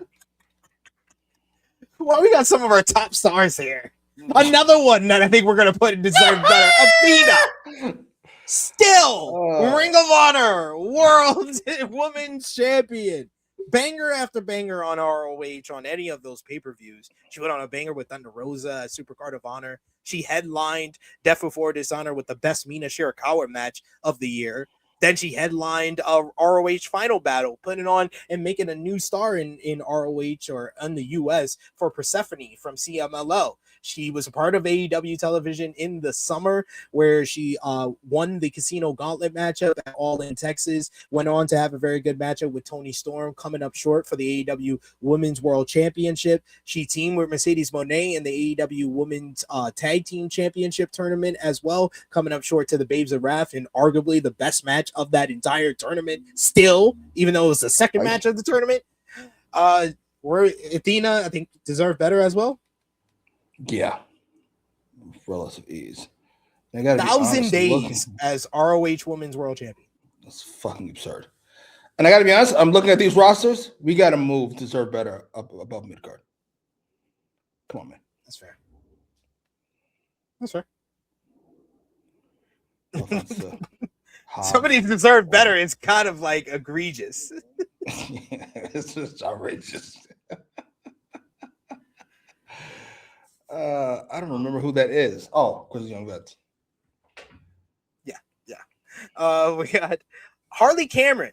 So I think she's had a great year in comparison to her years past. Like, she's only been in wrestling for 3 years. This was her third year, and she really got a boost in popularity at the beginning of the year as she became a single star and basically was trying to convince Mercedes Moné to give her a shot in her home country of Australia at the TBS Championship, where we got the invention of Puppet Moné, Mini Moné, where she put on some hilarious segments with Mercedes, got probably the best character work out of Mercedes at the beginning of the year. She was always kind of a consistent part of any of the all-star matches on ROH, on AEW Dynamite and AEW Collision. She feuded with Megan Bayne, who broke her nose in a tornado tag team matchup with her and Anna Jay versus Megan Bayne and Penelope Ford. She was out for a few weeks and then came back. She's been a consistent part of the women's division ever since then, was part of the women's blood and guts matchups, been a part of the AEW Women's Tag Team Championship tournament, making it all the way to the finals with Willow Nightingale as part of the Babes of Wrath. Where are we putting Harley? She's up there. She's up there for me. She seems like I'd put her in the mid card. Maybe at the top. Or towards the top, rather. Yeah. She's been like one of the most entertaining people on the entire roster. Yeah. Definitely had She him makes there. anything and everything work. Right? And work really well. Her in-ring stuff has gotten better. She's still not, Mercedes or Io Sky, but she makes them work. She does. Megan Bayne, one of the big signings for AEW in 2025. She came in January, was a part of the first ever women's casino gauntlet matchup, and she went on an undefeated streak, putting down anyone and everyone in front of her on her way to an opportunity at the AEW Women's World Championship against AEW Women's World Champion Toni Storm at Dynasty. They put on a great matchup there, where she came up just short due to the big package. But after that loss, she did not lose ever again. Whether it was in singles competition, even tag team matches, she never takes the loss. She is still undefeated since that loss against Toni Storm. She formed several different partnerships and alliances, whether it be with FTR to take out Willow Nightingale in Jet Speed in the fall, whether it be to team up with Marina Shafir, or part of the AEW Women's Tag Team Championship tournament. And she was very, very instrumental in the victory in the Women's Blood and Guts matchup in November. Where are we putting the Megasis? I'm conflicted.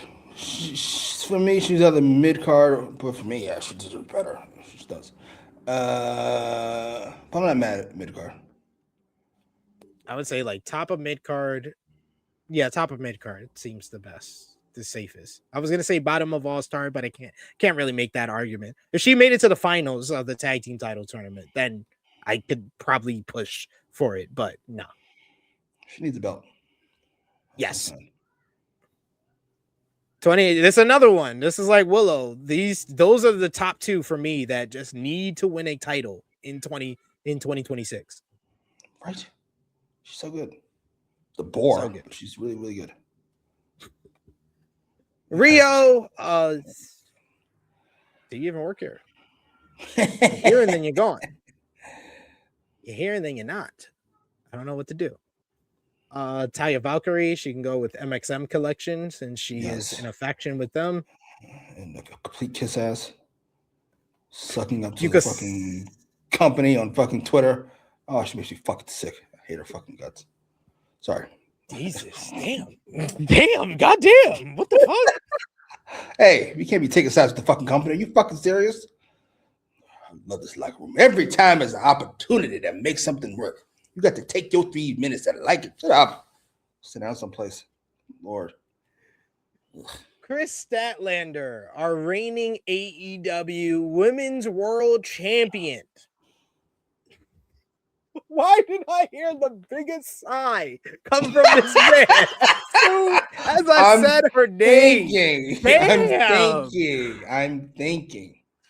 She was a big part of the Owen Hart Cup. She picked up a win over Thunder Rosa there. She eventually lost to Jamie Hayter, who of course went on to the finals to face Mercedes Moné. From there, she was also part of the Casino Gauntlet, one of the longest participants in that gauntlet, as well as the first ever the Women's Casino Gauntlet. She was the first entrant there with Megan Bayne. But her whole year turned around, and her whole year caught a bunch of momentum when she won the AEW Women's World Championship from Timeless Toni Storm in a 4-way with Jamie Hayter and Tekla at All Out. Finally winning the big one, becoming the first woman to be TBS champion and AEW Women's World Champion in the company's history. She went on to defeat Timeless Toni Storm at Wrestle Dream in a great matchup, and then had an even better matchup defeating Mercedes Moné at Full Gear, becoming the first woman to beat the top 2 women in AEW right now. And she is reigning as AEW Women's World Champion and seems on a collision course with one or two or both of these people, of Tekla and Jamie Hayter, going into our ending off 2025, going into 2026. So where we put in Chris Statlander. Also had a big moment with her rejecting the invitation to join the Death Riders after months and months of them trying to manipulate her and convince her to join the group, flipping off Moxley and flipping off everyone to stand tall and show that she chose Harley over the Death Riders. So she had that moment as well throughout the year. Where we put in Chris Statlander, I know someone that you have a love-hate relationship, it seems, with. Yeah, much like the company. I feel like she's one or two creative choices away from a tier up. Like if that Moxley stuff closed the show instead of Darby, and the same thing happened the week after. I'm gonna say she's an all-star. Yeah, That's slow. right? Yeah, I think so. Slow half of the first half of the year, and then really picked up towards the end of the year into the fall, where she's now the AEW Women's World Champion. I think she's above the Copes of the world with how she's finishing off the year, especially. Ain't that a bitch? Would you want to put her above Mark? You want to put her above Mark? I don't care. We can put her above Mark. Yeah, I guess. They're both champions. Oh, right.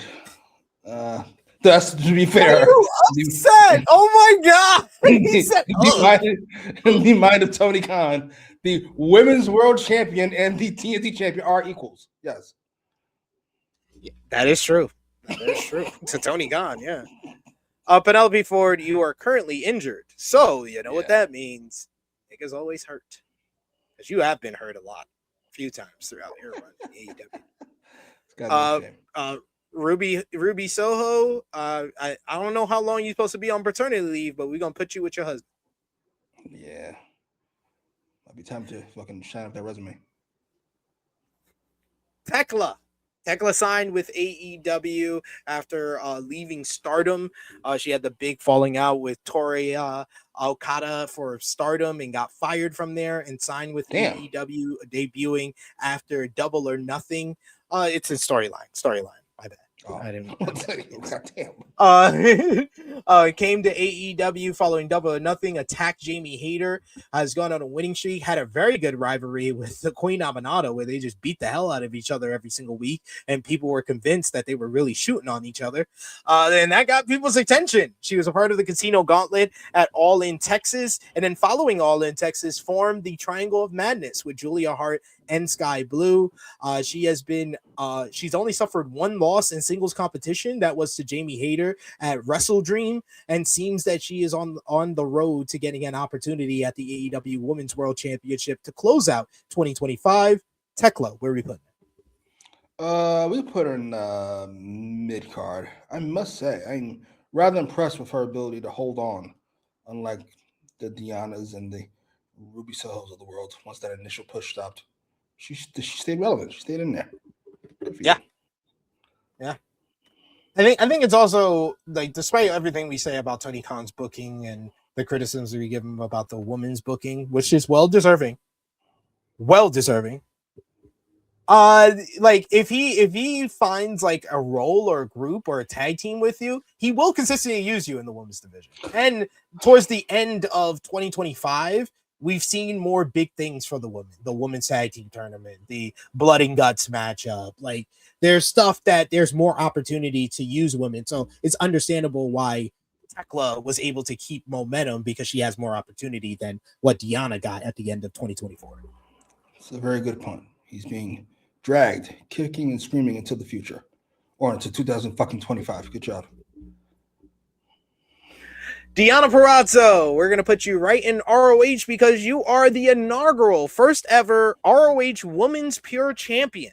She won the title at Final Battle, defeating Billy Starks, but she has been so criminally underutilized since signing at the beginning of last year. Last year, we had her in mid-card because of the year she had. Right. And then this year, we got to put her in ROH. Ain't that a bitch? The pure title is below the TV title, right? As far as hierarchies go. Yes. But it's basically like he made a title for her, so. Yeah, fair enough. I mean, she's talented. She's very talented and attractive. Why'd I add that? Because it's true. Jamie Hayter. Jamie Hayter, of course, she's dealt with injuries throughout 2024. She came into 2025 trying to rebound from injury-ridden 2024. She was in the first ever women's casino gauntlet, came up short there, but she really started gaining momentum in the Owen Hart Foundation tournament. She picked up that big win, aforementioned, against Chris Statlander in that tournament, made it all the way to the finals where she faced Mercedes Moné in a terrific matchup, coming up short in the finals of the Owen Hart Cup. She was attacked by Tekla and suffered an injury in that matchup with Mercedes, which caused her to be out for a couple of months. She came back at Forbidden Door and restarted her rivalry with Tekla, as well as the rest of the Triangle of Madness alongside Queen Aminata. She was the driving force in making the challenge for the first ever Women's Blood and Guts matchup. She was a part of the AEW Women's Tag Team Championship tournament, coming up short with Queen Aminata against the Sisters of Sin. And now she's involved in a program where she's going to be teaming up with AEW Women's World Champion Chris Statlander against the Triangle of Madness, and seems to be putting her sights set on the title that she feels she never should have lost 2 years ago, the AEW Women's World Championship. Where are we putting Jamie Hayter? I'm trying to decide if my hater bias is want to give her a bump to deserve better, or if she is mid card. I think it's one of those. It's either mid card or deserves better. Yeah. So there's Omega, Lashley, Willow. Yeah, I'm putting her better. I think mid card, honestly, because of the 3 months she was out on injury. I think it evens out. That's true. And things are looking up, at least for the moment. They are. Hopefully they can keep that consistency. I mean, she really felt like she found herself in that Owen Hart Cup, though. We'll give her that. Yes. I wish she found a new fucking wardrobe, but that's not going to happen. Embrace the new look, sir. Embrace the new look. It's not even new anymore. I'm just never going to get over it. It's heinous. Layla Gray will just put you in Ring of Honor. Serena Deeb, you can go to Ring of Honor. She's Ring of Honor? Yeah, she's in Ring of Honor now. Nice. Griff Garrison in the Frat House, Ring of Honor. John Silva, do you want him to go with Evil Uno or Ring of Honor? Where's Evil Uno? Oh, he's not contract not renewed. How old is John Silver? Hold on. This is important stuff here. Oh my god. This guy, you ageist. You fucking ageist. 35. God damn, right on the cusp. Shit. He can stick around for a little bit. You're 36, 37. You're an old man like SP3. I would say you gotta go. But 35. Fuck you, sir. That's borderline right there. Nigga, you are 37 as well. What I'm the not fuck talking about. My bed's in the streets. I love that. After you just put my business out in the street. We got next up Mercedes Moné. Mercedes Moné, of course, came into this year as TBS champion and has made history throughout the year. She became the longest reigning TBS champion with her current reign going well over 500 days. She had the entertaining rivalry and build up to Grand Slam with Harley Cameron, having a good match there. She had a great match with Momo Watanabe from Stardom at Revolution. She was also the NJPW Strong Women's Champion, winning that from Mina Shirakawa at Wrestle Dynasty in the beginning of the year. A great match there. She held that title, the TBS Championship, and eventually won the Rev Pro Undisputed British Women's Championship. So she started collecting titles. She was 3 belts Moné. Then she became 4 belts Moné and started traveling around the independent scene, collecting title after title until she became 8 belts Moné by winning the Owen Hart Foundation tournament. defeating Jamie Hayter in an excellent matchup at Double or Nothing, to go on to face Toni Storm in what was billed as the biggest AEW Women's World Title matchup of all time at AEW All in Texas. And boy, did it deliver a phenomenal matchup, one of the best women's matches of the year. But she lost. She suffered her first loss in AEW at that show, but she did not let that deter her. She started collecting even more titles to basically comfort the blow to her ego of the loss at All in Texas, and went on the goal of setting the record for most titles won by a single performer, breaking the record by Ultimo Dragon, becoming Ultimo Moné, becoming 13 belts Moné, traveling around the world, became a top draw on the independent scene, regularly booked in independent shows, guaranteed to get sellouts at these different buildings. Unfortunately, she's not that much of a draw in AEW, but on the independent scene, she's been doing that. She then won the ROH TV championship, had a great matchup with Red Velvet, losing that title at Final Battle, had a great matchup with Full Gear against Chris Statlander, suffering her second loss in AEW, which has seemingly started the downfall of Mercedes, which is going to see her lose all these titles, where she is now down to 12 belts, Moné, following Final Battle. So Mercedes Moné, I think she's had one of the best years in all of women's wrestling, but we want to hear from you. Where do you think she should place here? Hearing you describe her year and knowing her placement on these cards, she really is one of the biggest, not sound right, considering the numbers, but we'll say most important wrestlers in the world. But she's so divisive. Why? It's wrestling fans, what do you want? That she always feels a little like worse than she should be, at least the perception of her. She's definitely top 2 for me. She's had a fantastic year. Jesus. Is she Moxley? Is she Hangman?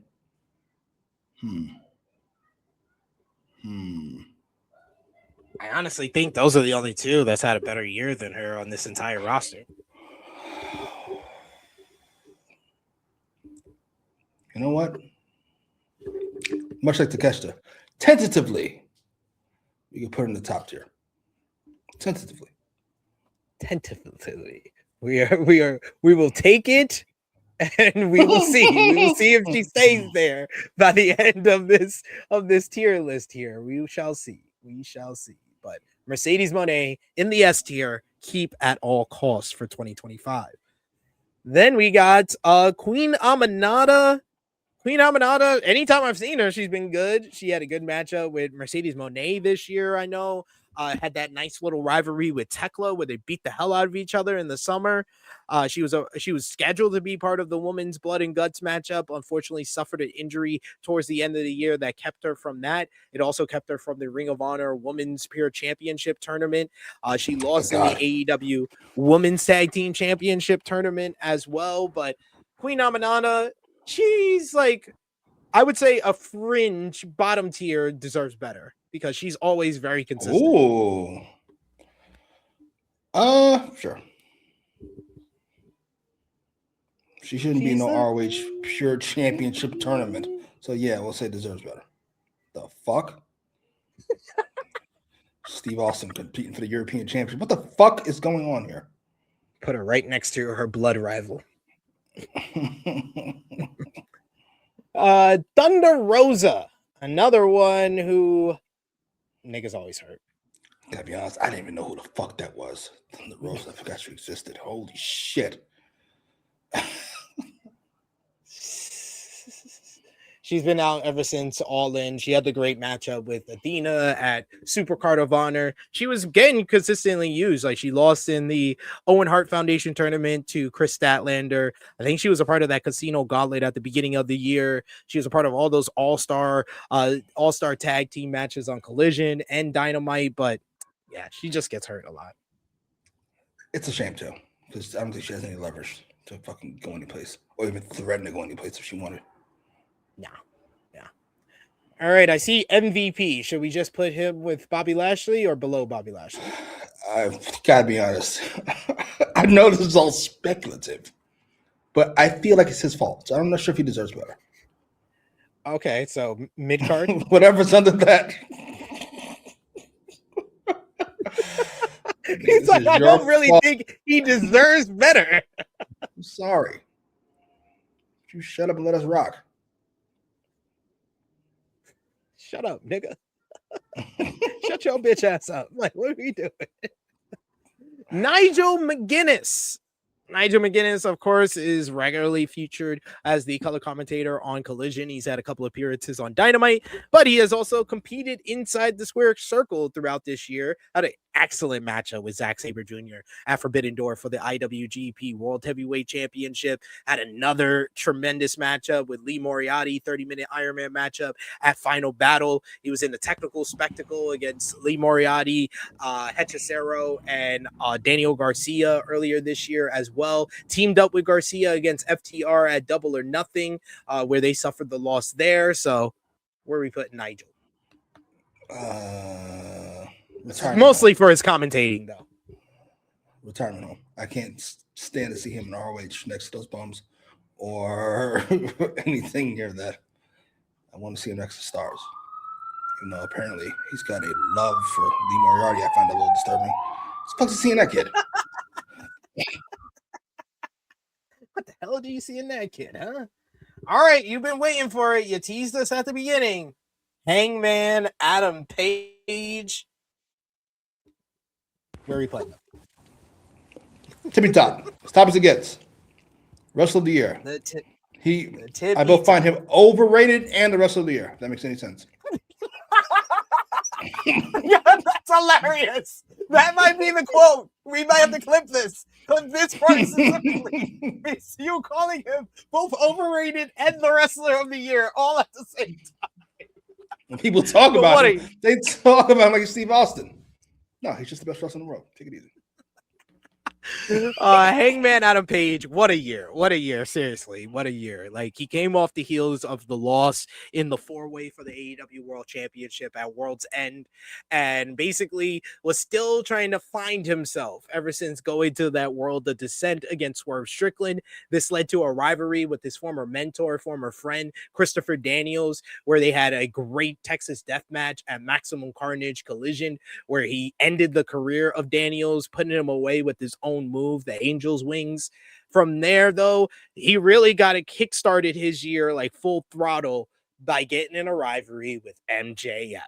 It was one day on Dynamite. They just looked at each other and you already knew what was about to happen. These two men were about to go face to face and were about to face off with each other in an actual pay-per-view matchup. We had never seen Hangman and MJF on pay-per-view, and they had a really great build to Revolution, that great segment where MJF tried to set Hangman on fire. Like, let me prove my point. Let me prove my point. That great segment. Hangman pulled off the victory in what was an outstanding matchup to kick off Revolution, where he picked up the victory against MJF there. Then he entered himself into the Owen Hart Foundation tournament. Along the way, though, he started to cross paths once again with Swerve Strickland, as Strickland wanted to win the AEW World Championship from Jon Moxley at Dynasty, and Hangman remembered his promise. He promised to never let Swerve win that title, but they started interacting with one another. He told him he would never forgive him for what he did, and Swerve actually admitted some type of regret to that. That led to Dynasty, where Hangman got involved in the main event matchup, which saw the Young Bucks in what they said was an effort to show their loyalty to their friend Hangman, cost Swerve that matchup. This put Swerve and Hangman in opposition to one another, which led to kind of Ospreay being injected into all of this. At the same time, Ospreay and Hangman made it to the Owen Hart Foundation tournament final at Double or Nothing and put on one of the best matches of the year, an epic 30-minute battle, which saw Hangman pull off the victory, and in a very surprising result for most people. Most people would have said Will Ospreay was going to win that match, but Hangman pulled out the victory, goes on to All In Texas. We had the great build-up where Will Ospreay tried to bring Hangman and Swerve together, at the same time formed a partnership with Swerve against the Young Bucks, while Hangman tried to take down Jon Moxley and the Death Riders, made the match a Texas Death Match, and he pulled it off in a another one of the best matches of the year against Jon Moxley in the Texas Death Match at All In, becoming AEW World Champion, and given AEW its defining moment of the year where he takes the AEW World title out of the briefcase for the first time in over 10 months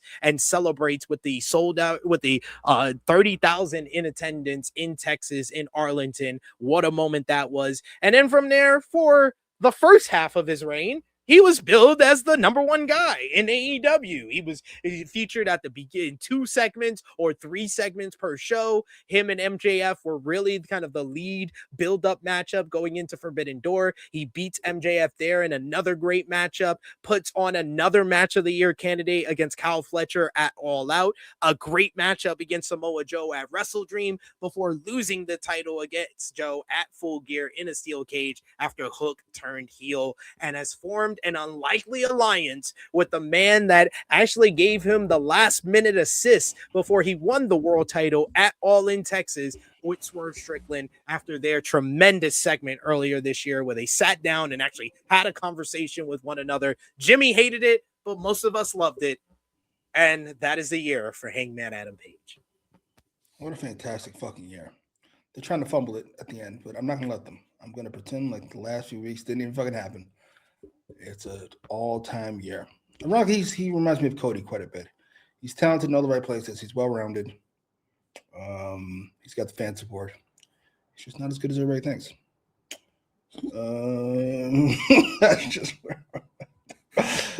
That's where I'm at. He's fucking great.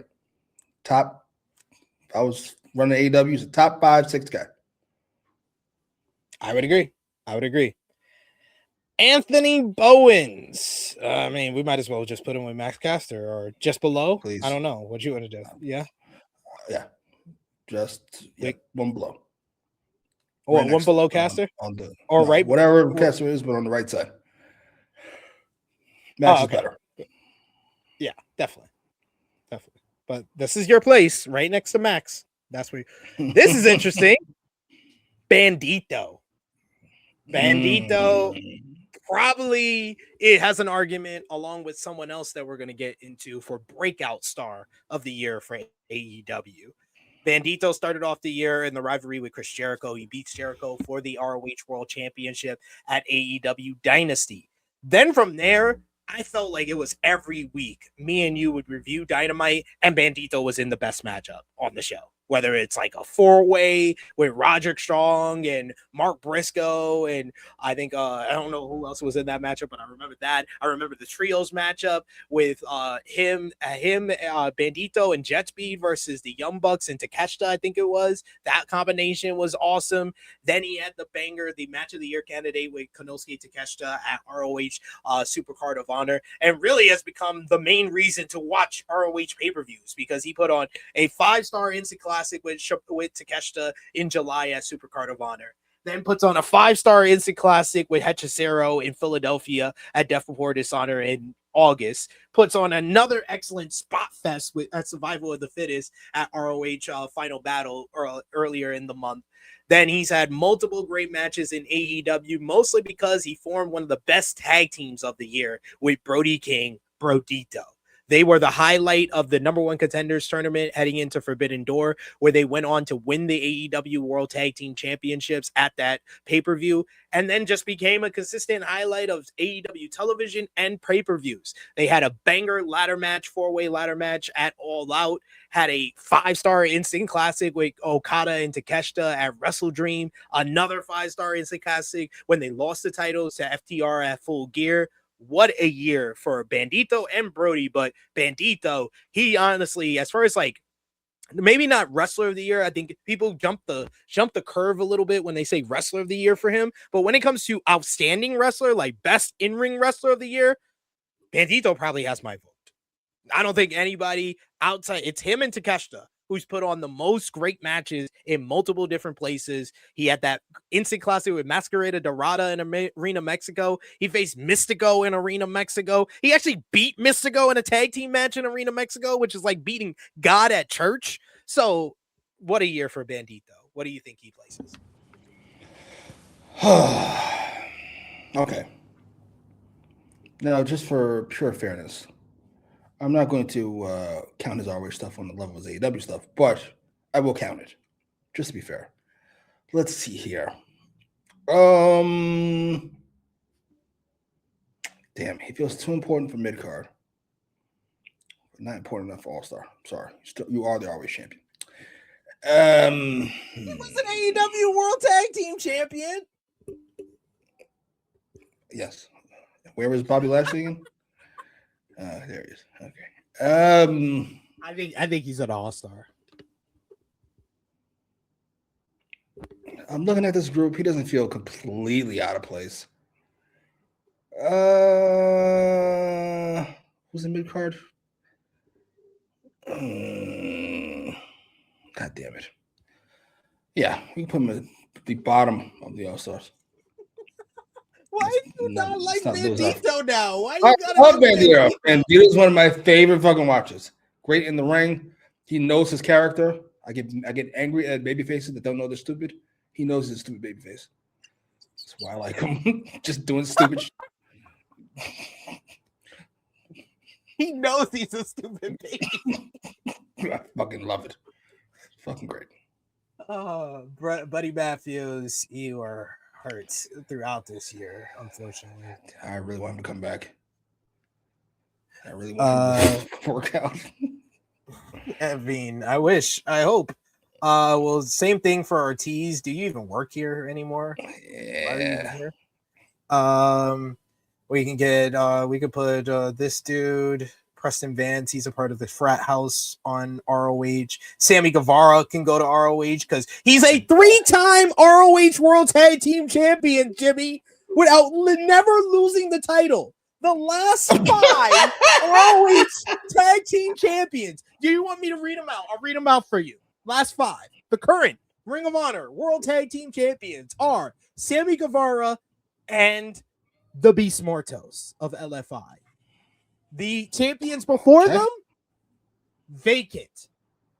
The champions before vacant, Sammy Guevara and Roosh of LFI.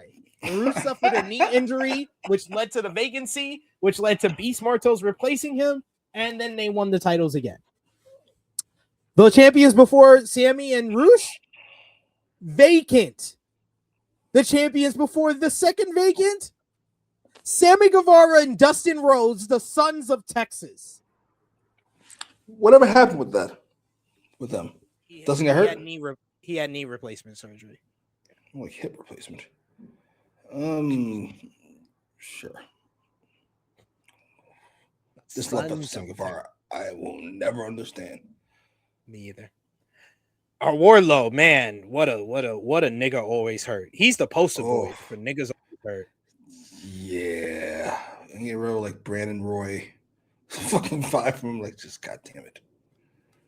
Alex Abrahantes, I don't even know why you're here anymore. This is one that I will put myself into contract. Toa, we finally found you. You can go with Bishop up here in mid card. Where's Bishop? Yep, Bishop.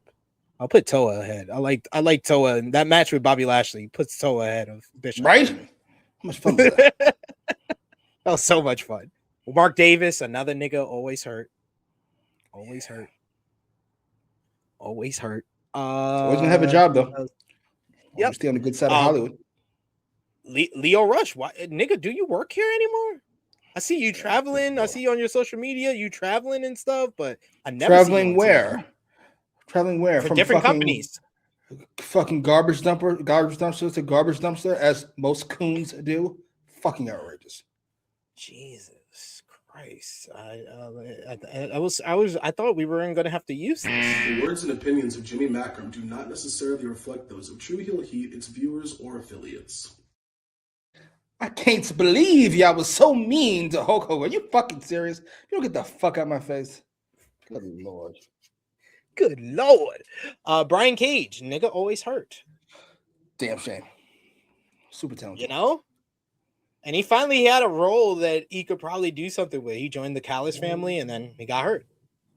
Jesus. Anthony Ogogo, nigga always hurt.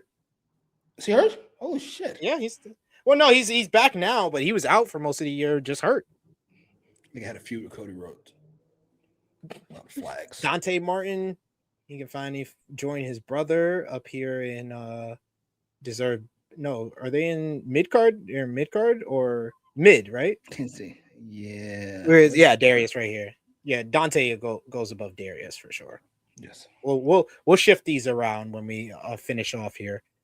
Dustin Rose goes in Niggas Always Hurt. He's had a good year though. He was ROH Trios champion, ROH Tag Team champion, and TNT champion this year. AEW, the company of the future. Good Lord. Dustin fucking Rose. What the fuck is going on here? What is going on? Fucking, so I think that's enough for mid. He's enough for mid. Wow. Goddamn shame. I know. Maga, He won a lot of gold. Or ROH. We could put him at the top of ROH. Fucking outrageous. Oh, we finally found James Drake. We can put you in Deserves Better. We're making headway when we start finding the tag team partners of the people that we're missing. Then we have here. I'm trying to check any people that we can do quickly. Johnny TV. You could join MXM Collection and Talia in ROH. Yes. Yeah. Bootlicking one. Jeez, why are you always so mean? People should not be forgiven and not be forgotten. I gotta remind the world every chance I get. Jesus Christ. Oh my God. We could put Jericho with the rest of LFI and in ROH. Then we could put Kip Sabian and do you even work here anymore? Haven't seen him since Forbidden Door. Alex Reynolds, does he join John Silver in ROH or he joins Evil Uno in contract not renewed? Sorry, Charlie. Fair. Nick Camarado, do you even work here for real, nigga? Yeah. I don't say I had high hopes for you, but I had hopes. Santam Singh, do you even work here? Boy, oh boy. Main event debut. Ain't that a bitch? And then Mark Quinn. Yeah, remember the lights go out. Who the fuck are you?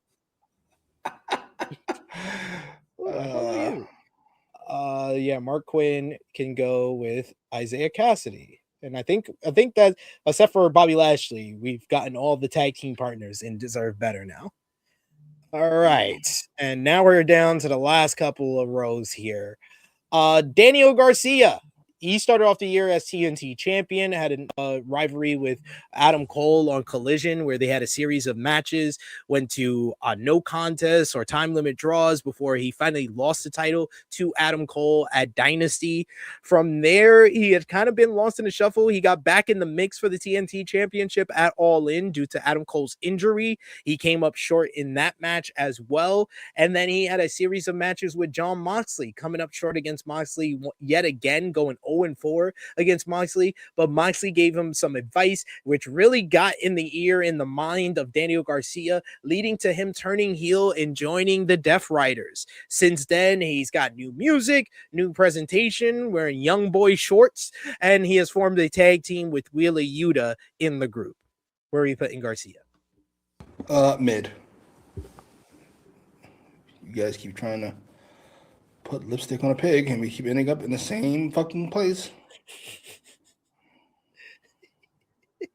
Bottom or mid or top of mid? Where we put? Who else is here?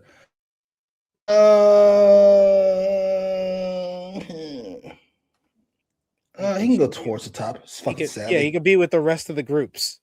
Hook, Ops, Josh Alexander, Don Callis family. Next to Hook, Julia Harden. Yeah, same guy. End up in the same result. Jack Perry. Where are we putting Jack Perry? Right next to them. He was gone. Yeah, he wasn't. He was gone for most of the year. He came back at All Out, made his return. And he was been involved in that rivalry with the Young Bucks. They had an excellent matchup at Wrestle Dream. Jurassic Express got their music back, reunited at All Out when he returned. But it feels like they should have done a lot more with them because they had a bunch of momentum after their return, and I think it's all gone now. That's a very good point. I agree with you. Contract never renewed. Very good point. I'm not gonna argue with you. Contract never renewed. I did not say that. No, I did not. I did not. that, and I am not doing that to it. Jesus. Mid. You put him next to Hook and fucking Garcia. Mm-hmm. At Yeah, the bottom. I think you're right. Obviously. You hate this man. You probably hate this guy more than anybody, right? Ruined by Collision. Only wrestling show I enjoyed watching in the last 10 years. We got Juice Robinson, who made his return at All In Texas with a brand new look that everybody hated. It led to him growing a beard back, and the Bang Bang Gang. He's really become like the leader of the de facto leader, but still the leader nonetheless of the two of group. them, right? Him and Austin Gunn. No, Ace Austin's a part of the group too. Yeah, Juice Robinson and Austin Gunn picked up a big victory over FTR before they won back to the AEW World Tag Team titles, which has led to their current rivalry that's going on right now. Where are we putting Juice? Damn, I want to put him always hurt. Yeah, I think that's fair. He was out for most of the year, half the year at least. Yeah.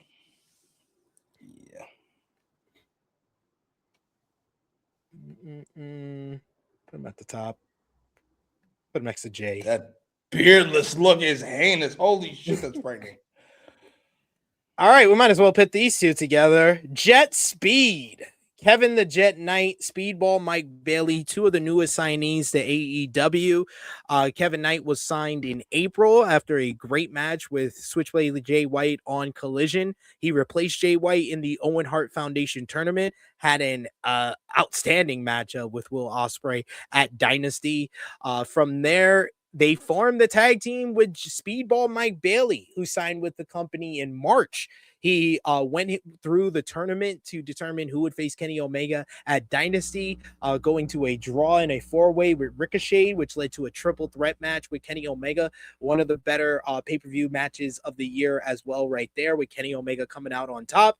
And then following Dynasty, like we said with Kevin Knight, they formed Jet Speed after an excellent matchup with the Young Bucks on Dynamite. They started teaming up with one another, rising the ranks of the AEW tag team division. They scored victories over the likes of the Young Bucks, over FTR, and much, much more. The Gates of Agony as well. They got an opportunity at the tag team titles at All In Texas, coming up short in a three-way with the Hurt Syndicate and the Patriarchy. Had another excellent matchup with FTR in the number one contenders tournament, coming off of All In, heading into Forbidden Door, where they came up short there.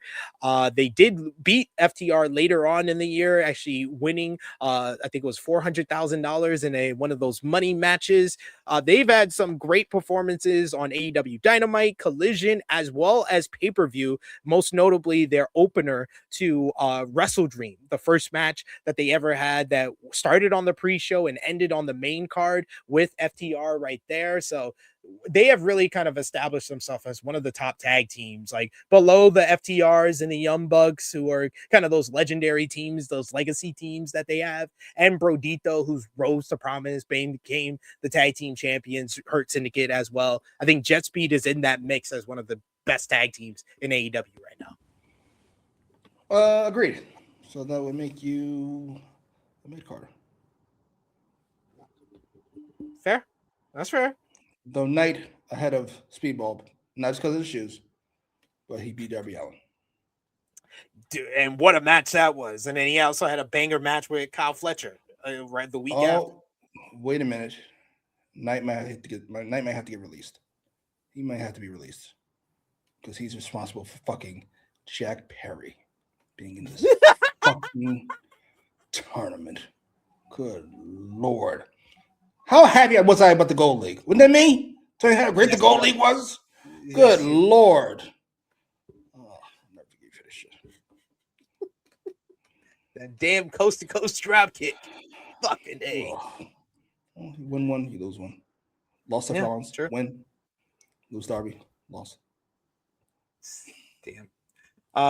Shane Taylor will pitch you in ROH with the rest of Shane Taylor Promotions. We got Carly Bravo here. They are the reigning ROH six-man tag team champions, so they should go there. Congrats. You said that with the least amount of enthusiasm. It's something. Good for y'all, brothers. The Kingdom. Do y'all even work here? Trying to see who else is at the bottom here that we can just throw into the bin. I can Billy think of Gunn. one. Do you even work? Do you even work here? Oh. Austin Andretti. Do you even work here? AR Fox. Do you even work here? Had a succession of them. Jay Lethal, you're ROH through and through. That's literally why you still have a job, is because ROH still exists, and you're kind of like the figurehead or one of the one of the examples of the past. All right, everybody else is seemingly at least we could talk about them. Think so? Some of these at least. Stokely, we could put with FTR, right? Yeah. What a year for Stokely, man. Good for him. I'm so happy. It took a while. He might have found his people. Yeah. It took too long. It took way too long. Right? Sheldon can go with Bobby. No. Yeah, deserves better. He's been great since signing with AEW. Yeah. He's beaten out all the washed allegations. Right? Fucking absurd. I put him ahead of Bobby. I'm sorry. Not mad at it. This is not going to be pleasant, but what? Adam Cole should be in a retirement home.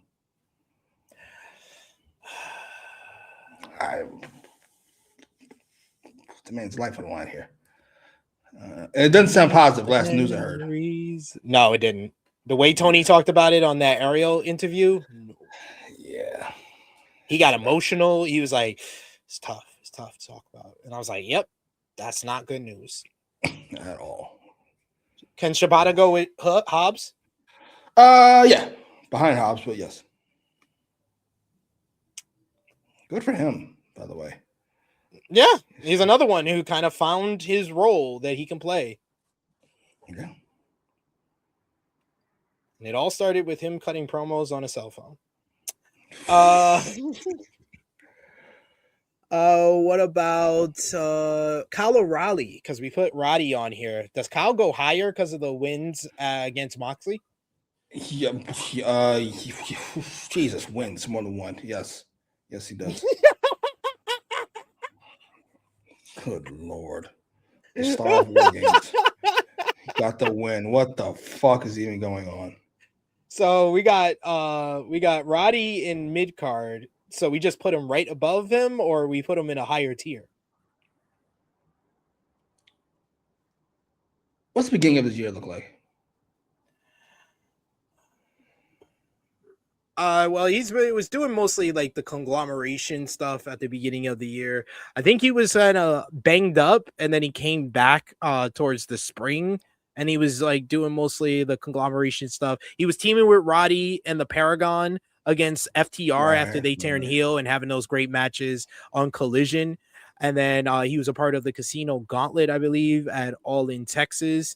He had those great match with Kyle Fletcher, the Kyle versus Kyle match earlier in the year, and then the rematch for the TNT Championship. And then really it's the last few months of the year, he's had a strong close to the year with the wins over Moxley, the rivalry with Moxley, and then the wins over him in Blood and Guts and Full Gear. And what's it look like he's gonna be doing, let's say, now? I would think that he feels like the odds-on favorite to be 2026 Mark Briscoe. Okay. I would put him ahead of. He could be on this list. I'd probably put him at the top of the mid card. Okay. That's a big boost for him, regardless. Yes. Boy, we do love our charisma-less wrestlers here.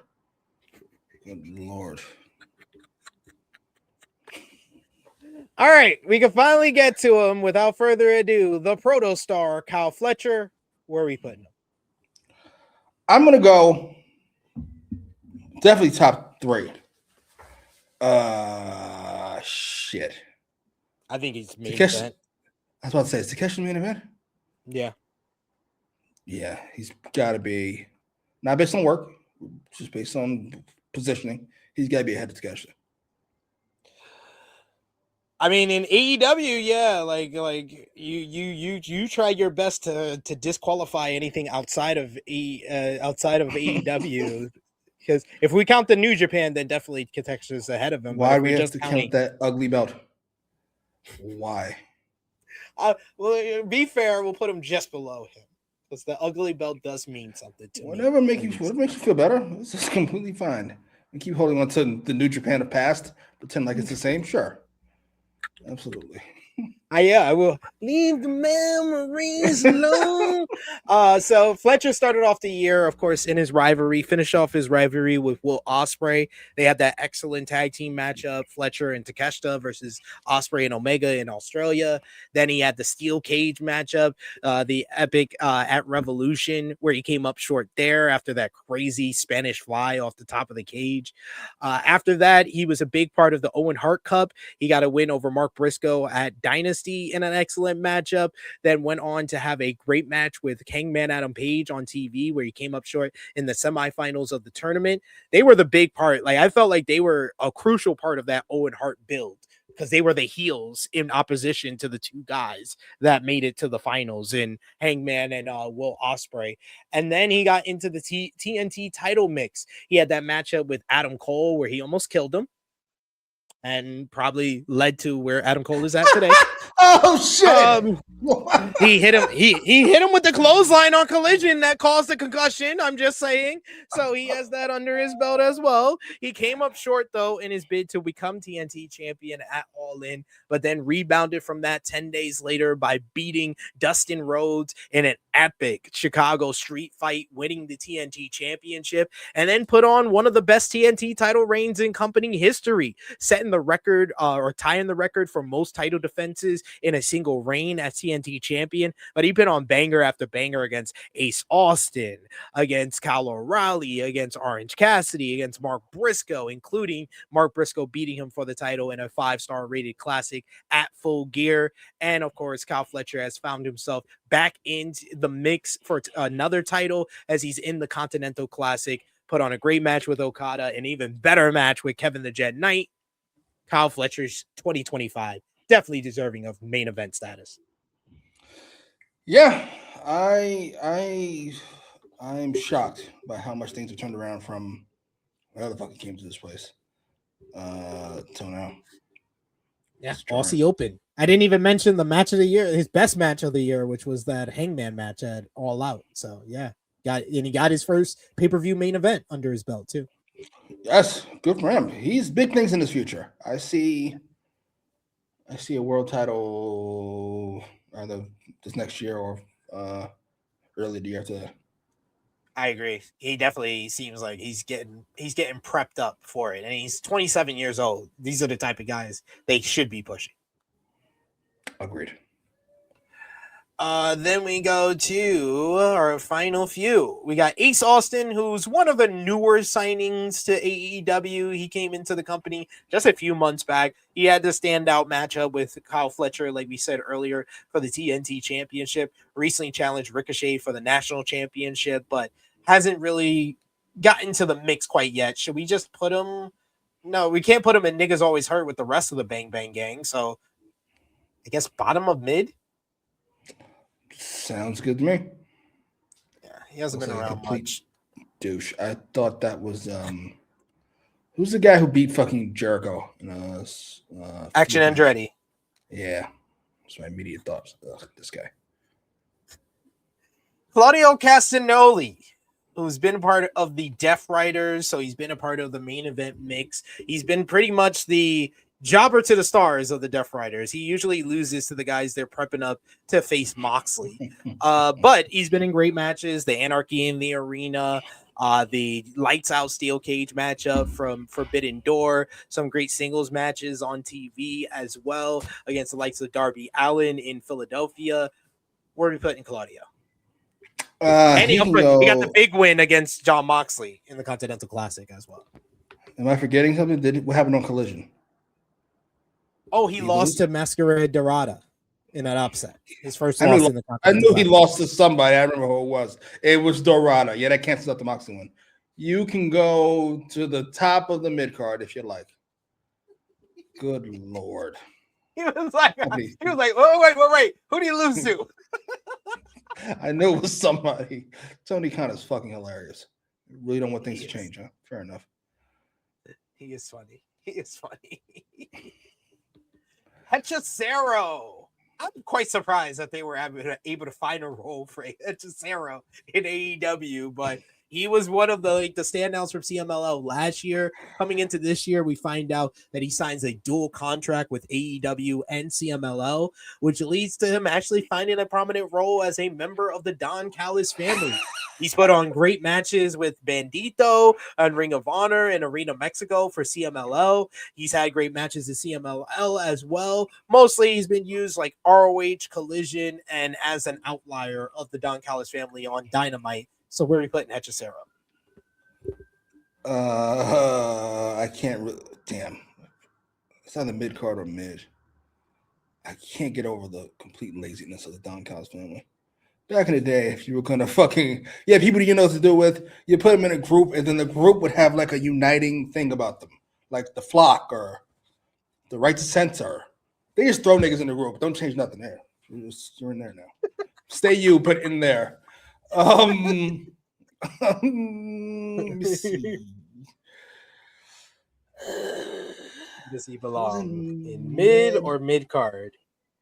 Oh no! Alexander's in mid. He can be next. Yeah, Alexander. Next to Alexander. Next Alexander in mid. Yeah, you're not more important than Alexander is. All right. Luchasaurus. I don't think we're gonna put him next to his tag team partner, but he made his return at All Out as well, reuniting with Jack Perry. They put on that excellent aforementioned matchup against the Young Bucks at Wrestle Dream. They were a part of a great match at Full Gear in the $1 million matchup against Josh Alexander and the Young Bucks, where he put in Luchasaurus. Was he out the whole year up until he came back? He comes back in August. So yeah, he was out the whole year. Remember, he had that bout of pneumonia where he thought he was going to die at the end of 2024. Right, he can go. Niggas hurt. Jesus. I'm glad he's back, and he's looked good since he's been back. So yeah, I hope this elite thing doesn't fuck him too much. I imagine. Hopefully not. The Young Bucks. The Young Bucks started off the year away from AEW. They would make their return at AEW Dynasty, costing Swerve Strickland the AEW World Championship and trying to start an unlikely alliance with the Death Riders, the whole reason why they left AEW in the first place. They basically tried to get side with the Death Riders, convinced them to be on side. Death Riders were gaining so many enemies that they decided to let the Young Bucks help them out against their enemies in Anarchy in the Arena, one of the best matches from AEW this year, where they came up short there. From there, they continue to make life a living hell for the babyfaces, especially Will Ospreay and Swerve Strickland, interfering and attacking both men following their 30-minute time limit draw at Summer Blockbuster, which set the stage for a high-stakes tag team matchup at All In Texas, which, in my eyes, the best tag team match of the year from AEW. Just a spectacular, all-action, balls-to-the-wall matchup where the Young Bucks lost the right to be called the EVPs, and thus set themselves on a road of being the broke Bucks, where they basically not only lost their EVPs, but lost their entire fortune. Started taking Ubers to work, started not being able to have a locker room, changing in the jobbers' locker room in the basement, different funny ways they would do the entrance for them or not giving them an entrance or introduction at all. It led to several different money matches, like the aforementioned $500,000 excellent matchup against Jurassic Express at Wrestle Dream. They had that great moment where Jurassic Express reunited at All Out that they were a part of as well. And then they won their fortune back in the $1 million matchup. But they had to watch their former friend Kenny Omega being attacked by the Don Callis family that were trying to recruit them to the group. And they chose the friendship with Omega over the money and the Callis family and reunited with Kenny Omega at Full Gear, helping them fight off the Don Callis family. That is the year for the Young Bucks. Matt and Nick Jackson, countless great matches on TV and pay-per-view against the Jet Speed, against Brodito. I think they've been one of the best tag teams in the world this year. A return to form this year after last year. They say they were purposely having bad matches, but they did better this year. What did you think?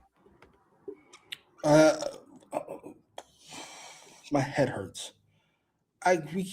Things don't take place in a vacuum. This is not. We don't go from match to match to match to match. There's interconnective tissue here, and the interconnective tissue is a story, and this story makes no fucking sense. I hate everything you just said that revolved them doing things that wasn't matches. They saved Kenny Omega from a beating, choosing them. What the fuck? What are they fucking this nigga up on a stretcher? What is going on? My head hurts. Good Lord. All right. Where's FTR? They main event? Yes, they are. Great. They're all-stars. I'm going to pretend that they are better than FTR this year in the ring. I don't even know if they are or not. It doesn't really matter. Everything else has been ass. So you go a rung below them. Good Lord. Oh. Never give these niggas the pen ever again. What the fuck? Hey, I think they should be happy with being all stars from you especially. Oh. That was awesome. That was awesome. Oh my god! All right, the outlier Don Callis family members. Lance Archer, where are we putting him? Jesus. Is he hurt again? Mid? No, he's just doing nothing. He's in the he's in New Japan's World Tag League now, but usually he's just the muscle for Don Callis as he's doing commentary. Yeah. Mid for you, sir. Somebody else. Same thing with Cody. Trent is always hurt. Trent is always hurt. Yeah. That nigga's always hurt. I would consider releasing him and holding. I mean, I can't blame you too much for that. Can't blame you too much for that. Commander has been around, but not that much. I would consider him ROH. Okay. I know he had a streak going that they fed to Okada? Or they were going to feed it to Okada? Yeah, I think so. I think you're right. All right. We got Pac. Does Pac just go with the rest of the Death Riders, Pac and Wheeler? We got the Death Riders kind of spread out. The Death Riders might be the most spread out faction of them all because we have Marina in All Star, we got Claudio at the top of mid card, we got Danny in mid. So where we put in Pac and Wheeler? Pac has had a strong close to the year where he feels like he's being positioned with big wins, and he beat Darby Allin at Full Gear in a great matchup. He beat Speedball Mike Bailey to start off the Continental Classic. He did lose to Okada as well, but he's being positioned kind of as a singular star that can eventually usurp or take the spot of Moxley. They're trying to kind of build up wins for him in that way. So I would put him higher than Yuta because Yuta is just the fall guy for the fucking Death Riders at this point. Yeah, I would put Pac with Claudio, and I would put Yuta with Garcia. Seems about right. Really, Yuta's still part of one of my favorite AEW storylines, the beginning of the BCC. Yeah. That was magic. Yeah. Goddamn. All right, so Yuta, you can go right behind Garcia. He won a title this year. And Pac, you can go ahead of Claudio because you're the better talker of the two. Certainly. Prince Nana, we can put him right with Swerve Strickland. Swerve Strickland kicked off the year embroiled in one of the better, probably a rivalry that should get more consideration for feud of the year, but it was too early in the year that people won't talk about it. Swerve and Ricochet. I thought that was one of the best rivalries from AEW this year.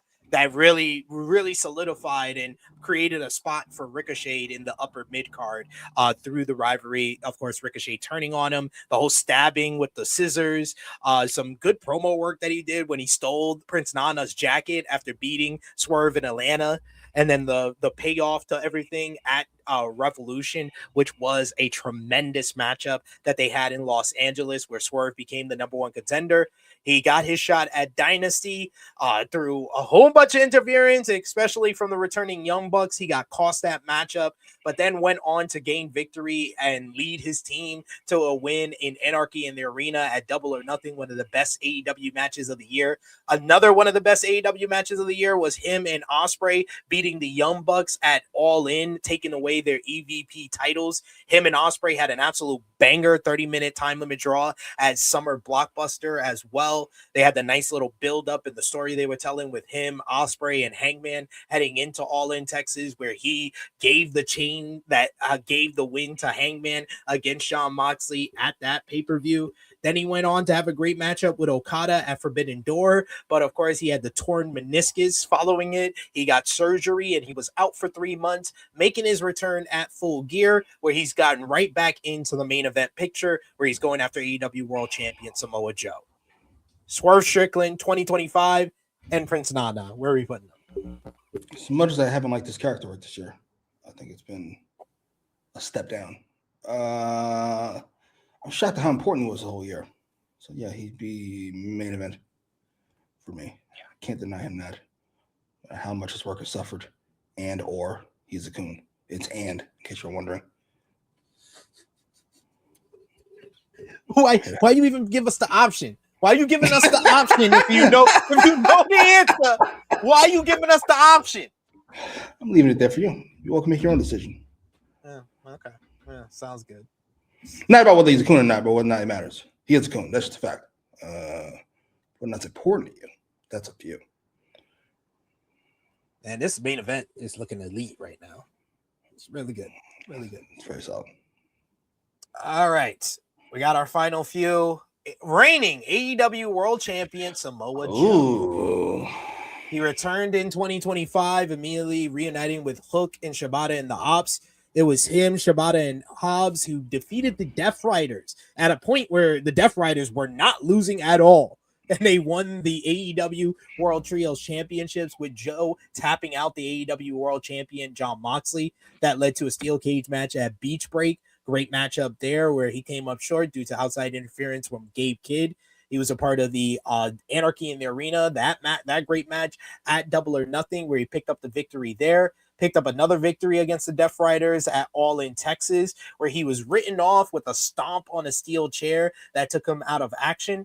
He did return a few weeks later, and it took just a small incident of perceived disrespect from Hangman Adam Page that led to Samoa Joe challenging him at Wrestle Dream in another terrific matchup where he came up short, but then he turned heel with the rest of the Ops, taking out Hangman and eventually beating Hangman for the AEW World Championship at Full Gear inside of a steel cage, joining CM Punk, Hangman Adam Page, and Jon Moxley as the only multi-time AEW World Champions in the company's history. And for the first time in his career, he became a world champion in one company twice. No other company he's been in, he's been able to do that. So a huge close to the year. He's a double champion, the biggest heel in the company. Where are you putting Joe? He's not the biggest heel in the company. Stop it. Still Jon Moxley, who gets all the fucking main events, even when it's not fucking warranted. For the last, all right, we're not gonna get into it. We're gonna move on. Main event. I think beating Hangman after that, not only the run he had, but the run we assumed he was going to have, is gigantic. Yeah. The fact that the company believed in him again to be a two-time AEW World Champion, man. It just shows, man. Like, if you were a king of the indies in the 2000s, Tony Khan he loved you. Do no wrong. He will love you long time, and he will never hurt you. Then we got here Brody King. Do we just throw Brody along with Bandito? Or Bandito's an all-star? Bandito? Yeah. I can't put Brody with Bandito. He can go right under. He can go on top of the mid card. Are we counting his ROH stuff or are we not? You said we got to count the ROH stuff and the non-American stuff. You didn't say that. You did, but I think he's been great in AEW. The AEW World Tag Team title run, like that was huge for him. I thought that really elevated him. I would argue he's at an all-star year, but if you want to say If you want to, it doesn't bother me. I just don't want to hear any more about Bandito and Takeshita had a great match. And Bandito and this one had a great match. Because it doesn't fucking matter. All that matters is the tag team title. That's it. Hey, fair enough. You get no argument for me. Well, just under Bandito would be deserves better. So Brody King deserves better? No, stop it. Exactly. You're about where you should be. I think he's bottom of all-star. Okay. Hey, cool. Hey, Brandito is 2 spots higher. We got a whole young bucks in between them. We got a whole young buck in between. I'm putting Bandito ahead of Marina Shafir too. We got a whole young buck and a Death Rider between them. Good on y'all. That's those extra matches in ROH. That's Hechizero. I was about to say matchup, the Masquerade Dorada match. I might put him above Cope and Christian too. Counting all his 5-star matches. That's what 5-star matches are worth. A valet, a washed-up tag team, and even more washed-up tag team. Mark Briscoe too. Fuck you, nigga. Mark Briscoe too. We just widened the gap. All right.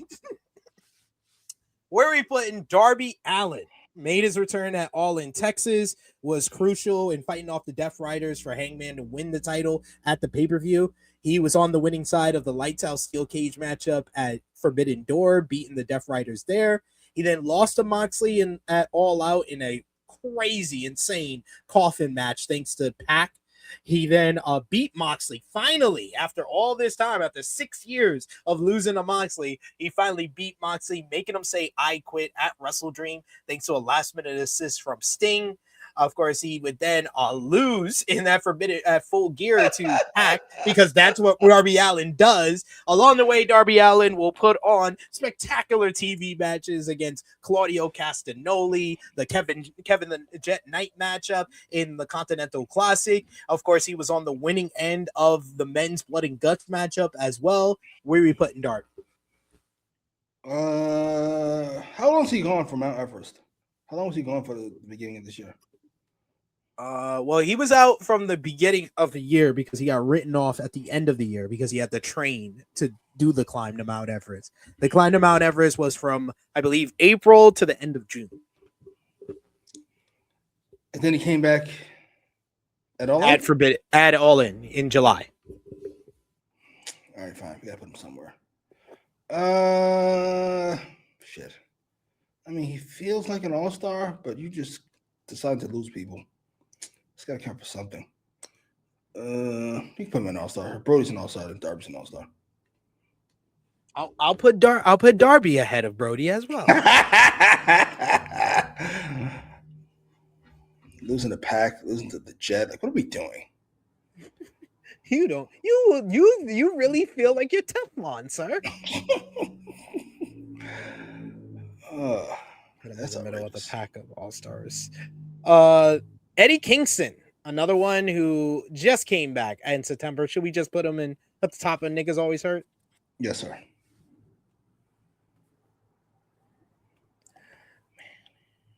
He only recently showed signs of life, so we can't put him any higher than that. Put on top of Niggas Always Hurt. Hologram, he's a nigga that's currently hurt, but he did have a majority of this year where he continued his undefeated streak, finally found a rival, and as soon as he finds a rival, he gets injured. So, damn. Probably the top of the. He's a collision guy. Probably the top of mid. Maybe you want to put him mid card if you want to feel so bold. If he had like more standout matches or a rivalry, then yeah, but yeah, we could put him at the top of mid card. His booking's mid. He's great, and the undefeated streak is cool, but there's just a lack of creativity and giving him matchups as far as like creative goes. He's just a cool gimmick. Fair enough. All right, I might go in reverse now. Let's start with Okay. Will Ospreay. Should we put him in hurt because he did wrestle most of the year because he was involved in the rivalry and the whole tag team matchup with Omega against Takeshita and Fletcher early on in the year. From there, he had the great matchup in the steel cage with Fletcher at Revolution. Another great matchup against Kevin the Jet Knight in the Owen Hart Cup. He then had one of the matches of the year against Konosuke Takeshita in the Owen Hart Cup. Another match of the year candidate against Hangman Adam Page at Double or Nothing in the finals of the tournament. Great 30-minute 30-minute time limit draw with Swerve at Summer Blockbuster that led into the tag team classic at All in Texas against the Young Bucks with him and Swerve. Then he was on the winning side of the Lights Out Steel Cage matchup in London, England at Forbidden Door before being written off by the Death Riders at that show so he can get neck surgery. Is the stuff with him and Omega this year? They teamed up? That was the stuff at the beginning of the year. All right, he can take his rightful place in the main event. I unfortunately have to put you behind your fucking Kyle Fletcher. I was gonna say your replacement. I won't go that far. He wants to go that far. he's like, he took my advice. He'll take the steroids. So not my problem. Should I put him above Swerve or next to Swerve? Yeah. In between his country woman and then Swerve. There you go. Then we got our final one. Beast Mortos. Does he get the Mercedes boost? Or does he go with the rest of LFI and ROH? Yeah, you're ROH. You're competing for. Is he a tag team champion? Yeah, he's the one half of the tag team champions in ROH now. Yeah. Boy, oh boy. AEW national champion Ricochet. Ricochet, of course, completed his heel turn at the beginning of the year. That great angle where he stabbed Swerve in the head with the golden scissors. He then basically had a great rivalry with Swerve over the next couple of months. The excellent, tremendous matchup at Revolution where Swerve became #1 contender. He was then a part of another excellent matchup, the triple threat with Speedball and Kenny Omega at Dynasty. Another awesome matchup with Mike Briscoe in the stretcher match at Double or Nothing. He was a part of the Casino Gauntlet at All in Texas, and then formed a new faction with the Gates of Agony, the Demand, which kickstarted a new rivalry with the Hurt Syndicate that went on for a couple of months. And then at Full Gear, he won the Casino Gauntlet, the same matchup that he debuted in at All in London last year. He finally wins one by winning the Casino Gauntlet to become the inaugural national champion at Full Gear. So where are we putting Ricochet? All right, we can rule out the first two pretty easily. And I kind of want to rule out the third one. That's crazy. I'm sorry. That's crazy. That Demand and her syndicate shit is atrocious. We can't pretend otherwise. Like you said, the blow off match 4 times in a row. What are we doing? I would say bottom of All-Star because of that. Let's see it at least. Let's take him up there and see what we can see. He's like, let's test the waters. Let's see if he matches up. Does he look right in this row? Like you like a parent trying to try on like a uniform. Does this fit you? So he could be in mid card, All-Star. I think he fits in All-Star with the rest of the people more than mid card. Fucking Brody King is really fucking my shit up. Because yeah, Ricochet fit next to Brody. But fucking Brody shouldn't be here either. Shit. Fine. Give me an All-Star. We can give him this. Now that he's won the fucking TV title. He beat Prince Ikea.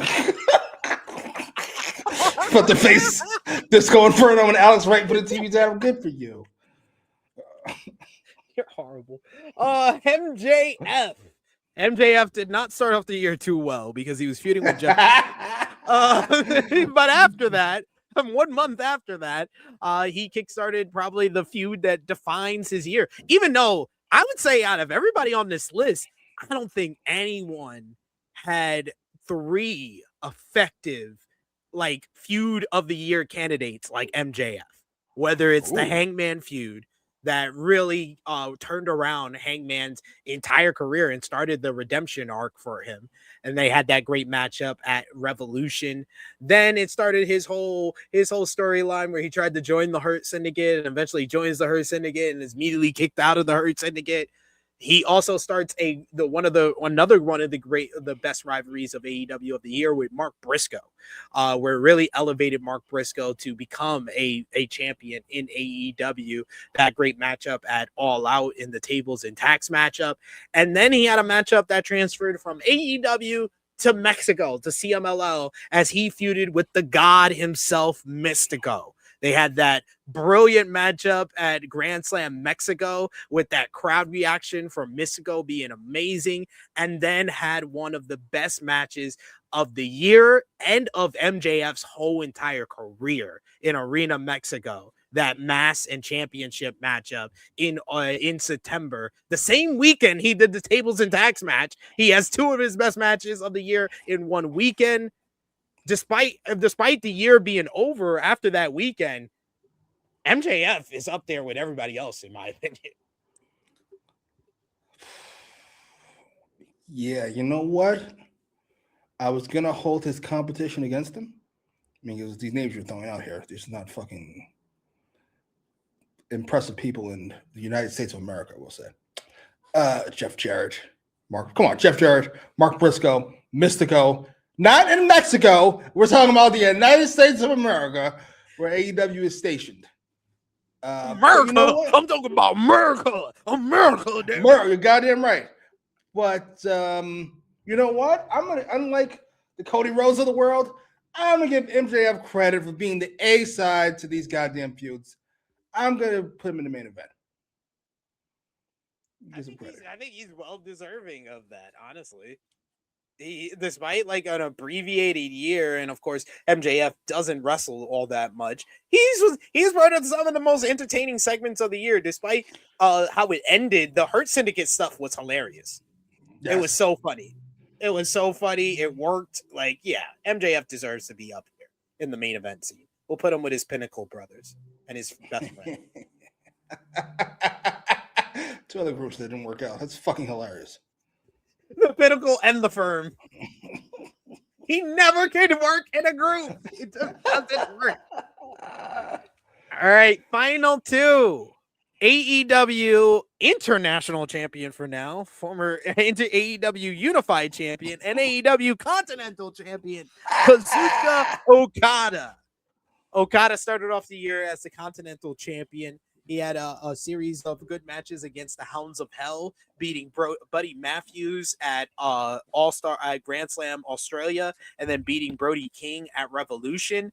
He then from there really started picking up the heat and picking up the anticipation for his big time matchup with Kenny Omega, teasing that matchup at Dynasty, as well as following for Double or Nothing when Omega won at Fyter Fest, got in his face there, made it known that he wanted Kenny Omega's title, and the match was made for All In Texas. But they took a interesting route. They could have just did the rivalry and did the build up based on the hype of all their previous matches. But instead, they wanted Okada to be the firm heel and to Omega being the firm babyface. So they aligned Okada with the Don Callis family, which I feel really turned his whole year around and made him into one of my favorite characters on AEW television, because he just turned the smark up. The sarcasm, the basically one-liners, calling people bitch, sticking middle fingers at people. Had that great matchup with Omega where he became the unified champion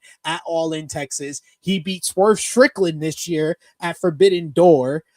He's been a part of several excellent match of the year candidates, whether it be the triple threat with Konosuke Takeshita and Masquerade Dorada at All Out, or teaming with Takeshita against Brodito at Wrestle Dream. So he's had 5-star classic, had match of the year candidates, and most of all, he's had one of the best storylines and feuds of the year with Konosuke Takeshita. Their growing animosity and tension in the Don Callis family has made that the match that many fans in AEW want to see the most. Where are we putting Okada for 2025? I gotta be honest, before you started, I was stuck between main event and all-star. But the more we get past, once he joins the Don Callis family, essentially, he is really one of the tent poles of this organization. Now I'm stuck between main event and can't lose. But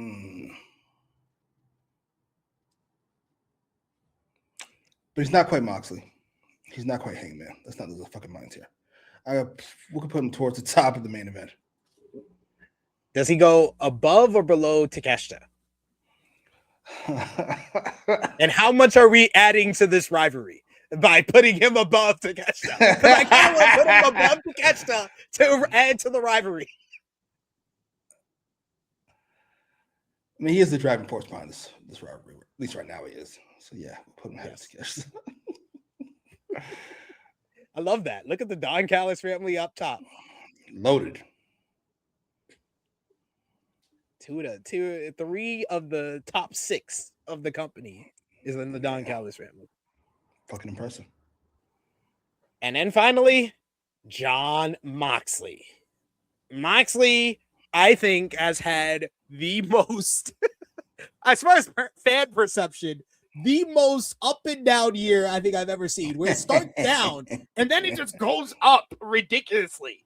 It seems where fans now love him and love what he's doing on AEW television. But that is not how 2025 started. Based on how the Death Riders angle started, there was a lot of bad will in regards to them that only got worse throughout the Cope and Mox feud heading into Revolution. They inconspicuously headlined that show that had 3 other 5-star matches just before them.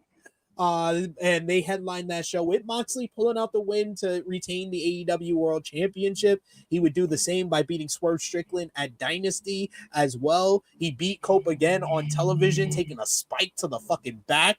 And then after the Dynasty match with Swerve, that's where I really feel the whole, everybody will say, oh, he lost the title and then the year turned around. To me, honestly, it started after Dynasty. It's on the road to Double or Nothing when he actually starts feuding with Joe and the Ops. I think Joe added a level of legitimacy and actually gave someone who can get gritty and have a brawl with Moxley, unlike all of his challengers during this reign. It just gave us something different to sink our teeth into and got people to kind of like ease up on their criticism of Jon Moxley and this reign. He then was a part of the amazing Anarchy in the Arena at Double or Nothing. That he was a great part of the build-up and anticipation for All in Texas, where he was a part of the Match of the Year candidate against Hangman Adam Page, where Hangman was crowned the champion, ending his reign of terror at the top of AEW with an all-time performance in that matchup. Then from there, he was a part of the Lights Out Steel Cage matchup at Forbidden Door, another great matchup. Another great matchup with Darby Allin in the Coffin match where he beats him at All Out. He took out Will Ospreay at Forbidden Door, then said I Quit to Darby Allin in the I Quit match at Wrestle Dream that closed out the show. He's been a part of putting over pretty much anybody and everybody the second half of this year. The rivalry with Kyle O'Reilly has elevated him within the company, tapping out to him in Blood and Guts and at Full Gear. He even lost to Konosuke Takeshita most recently in the Continental Classic and lost to his own Death Rider stablemate, Claudio Castagnoli, at in the Continental Classic as well. The downfall of Jon Moxley has probably been the second biggest storyline in AEW outside of the redemption arc of Hangman Adam Page. Where does Jon Moxley go for 2025? Well, he's definitely at the top. He's definitely in the can't lose category. As you described his year, you described a pretty good year in the ring, but everything else has been ass. I don't care what anybody says. The downfall part has been pretty good. I won't. Yeah, I've loved the downfall part. The downfall has been great. Yeah. So, but he's got to go because outside of in the ring, he's the exact opposite of Hangman. So he's got to go behind Hangman for me, even though I think he's featured more and certainly more prominently. Hangman's just better. Yes, I can agree that. I think Moxley is definitely probably.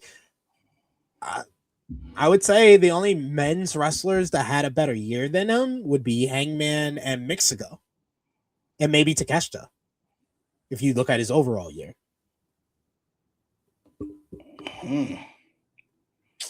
Yeah, I've not been impressed with. That sounds wild thing to say. I won't say that out loud. I have not liked the year any men have had this year. I was going to say I haven't been impressed with any men. That's the same thing to say out loud.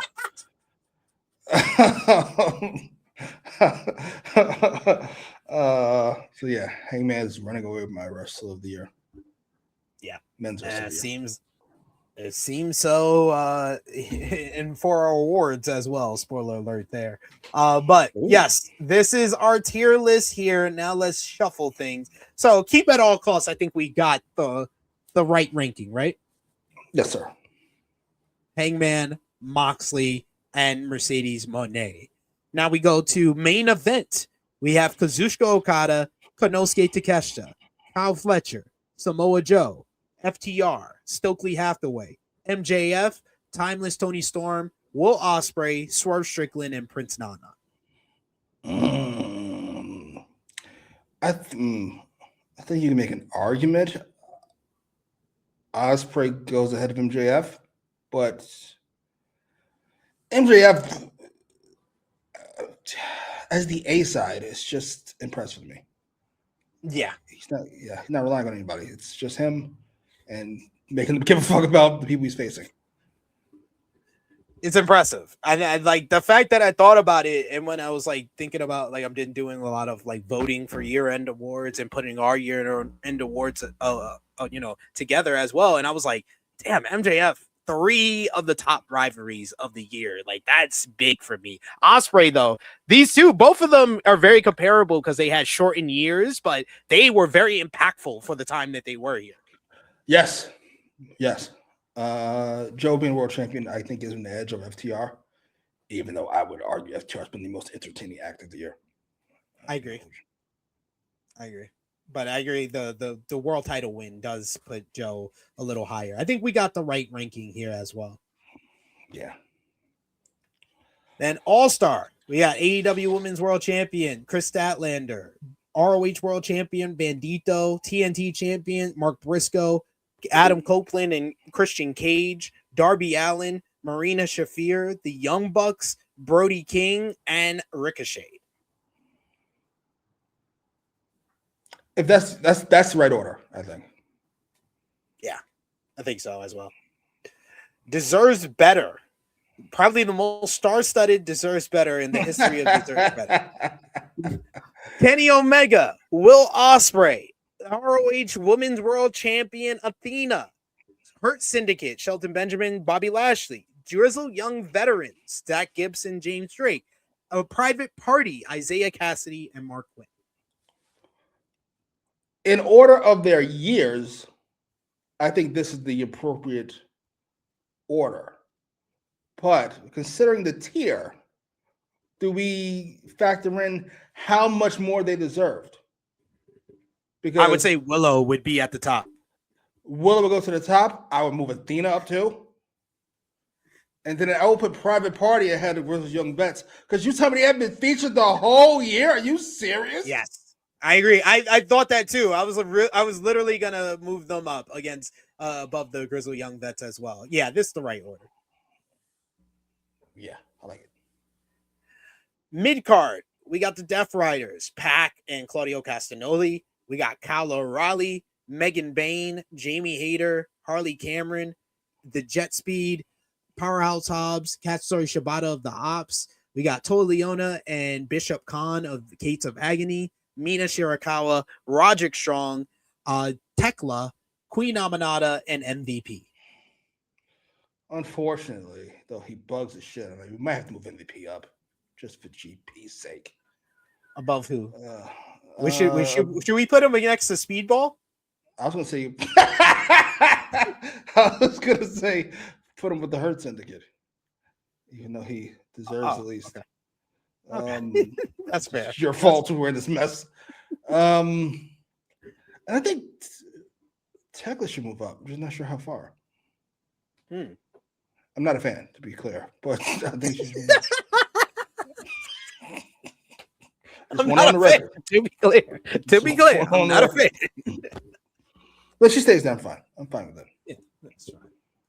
Then we got mid. we got Hologram, we got Alex Windsor, we got the Sisters of Sin, we got the Don Callis family, Josh Alexander and Hechicero, we got Hook of the Ops, we got Daniel Garcia and Wheeler Yuta of the Death Riders, we got Jack Perry, we got Brian Keefe and Big Bill, we got Top Flight, Darius and Dante Martin, we got Nick Wayne and Mother Wayne, we got Unacclaimed, Max Caster and Anthony Bowens, we got Outrunners, Turbo Floyd and Truth Magnum, we got Ty J, Ty Mello and Anna J, we got Red Velvet, Ace Austin, and Lance Archer.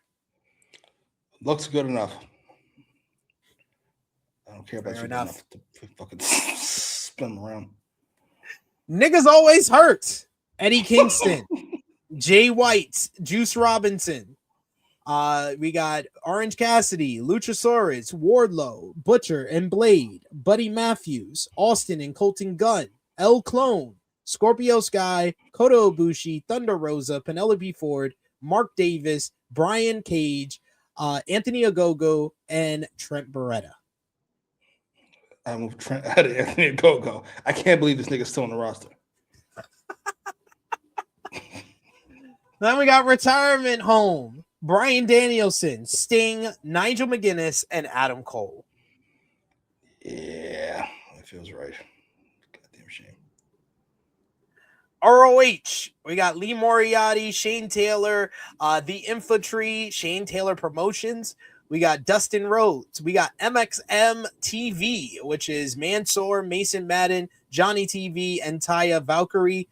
We got Lee Johnson. We got Diamante. We got LFI, Jurlisico, Roosh, and Beast Mortos, and Sammy Guevara. We got Yuka Sakazaki. I'll put them all together over here. They deserve to be above the other ones because they're actually champions. Then we got Yuka Sakazaki, Deonna Purrazzo. We got Layla Gray. We got Serena Deeb, Griff Garrison, John Silver, Preston Vance, Jay Lethal, and Commander.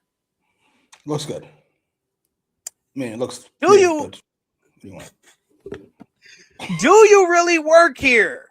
Dr. Britt Baker, DMD, Josh Woods, Jeff Jarrett, Karen Jarrett, Matt Seidel, Chris Jericho, Danhausen, Peter Avalon, Keith Lee, Ruby Soho, Angelo Parker, Rebel, Madison Rain, Emi Sakura, Camille, Rio, Nyla Rose, Hikaru Shida, Ortiz, Leo Rush, Mercedes Martinez, Kip Sabian, Nick Camarado, Santam Singh, The Kingdom, Matt Taven and Mike Bennett, Billy Gunn, Action Andretti, and AR Fox. Damn, it was a fucking shame. AR Fox and me. The rest of the people, they belong here. Yeah, that's fine. That seems fair. And then contract not renewed. We got the Spanish Announce Project, Angelico and Serpentico. We got Dark Order, Evil Uno and Alex Reynolds. We got Premier Athletes, Ariel Davari and Tony Nese. We got Matt Menard, Daddy Magic, -1. We got Aaron Solo, Colt Cabana, Brandon Cutler, and Alex Abrahantes. Yeah, those are perfect. Easily got to go. And there you have it, folks. This is our 2025 tier list for the entire AEW roster. What did you think about this year, Jimmy? First of all, I think we did a good job. That's number one. And number two, there's a big gap between Keep It All Costs and the main event. I remember the last year, a couple years ago, it was like 4 and 5, or like 4 and 6.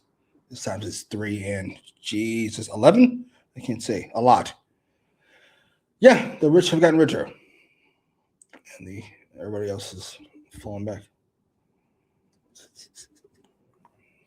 I think that this is I think Keep It All Costs, the S tier should not be like filled with that many people usually. And I think if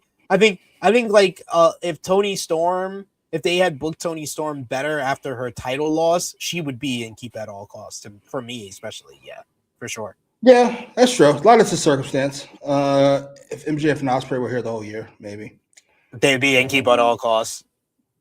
Yeah. To a lesser extent, I think maybe Swerve because he'd be in more main event, more important programs. So Absolutely. I won't make any Swerve jokes. Though, did you hear about how he makes the boss happy? Did you hear about he just asks Tony Khan what he wants, and then he goes and does that? That's what he does before every show. He goes to the boss, "Well, you need boss," and the boss tells him what he needs. I'm not joking. That's what he said. He learned that from John Cena, apparently, who went to Vince before every show and asked him, "What do you need, boss?"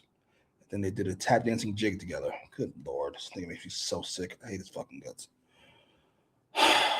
The words and opinions of Jimmy Macram do not necessarily reflect those of True Heel Heat, its viewers, or affiliates. Is it just me? That doesn't bother you at all? What you need, boss? I can't with you. Well, that brings us to an end of our AEW 2025 roster tier list. Thank you so much, Jimmy. I always enjoy this. Is one of my favorite videos to do every year. Yeah, it's always long and always flies by. I enjoyed it. First of all, pause on all that. But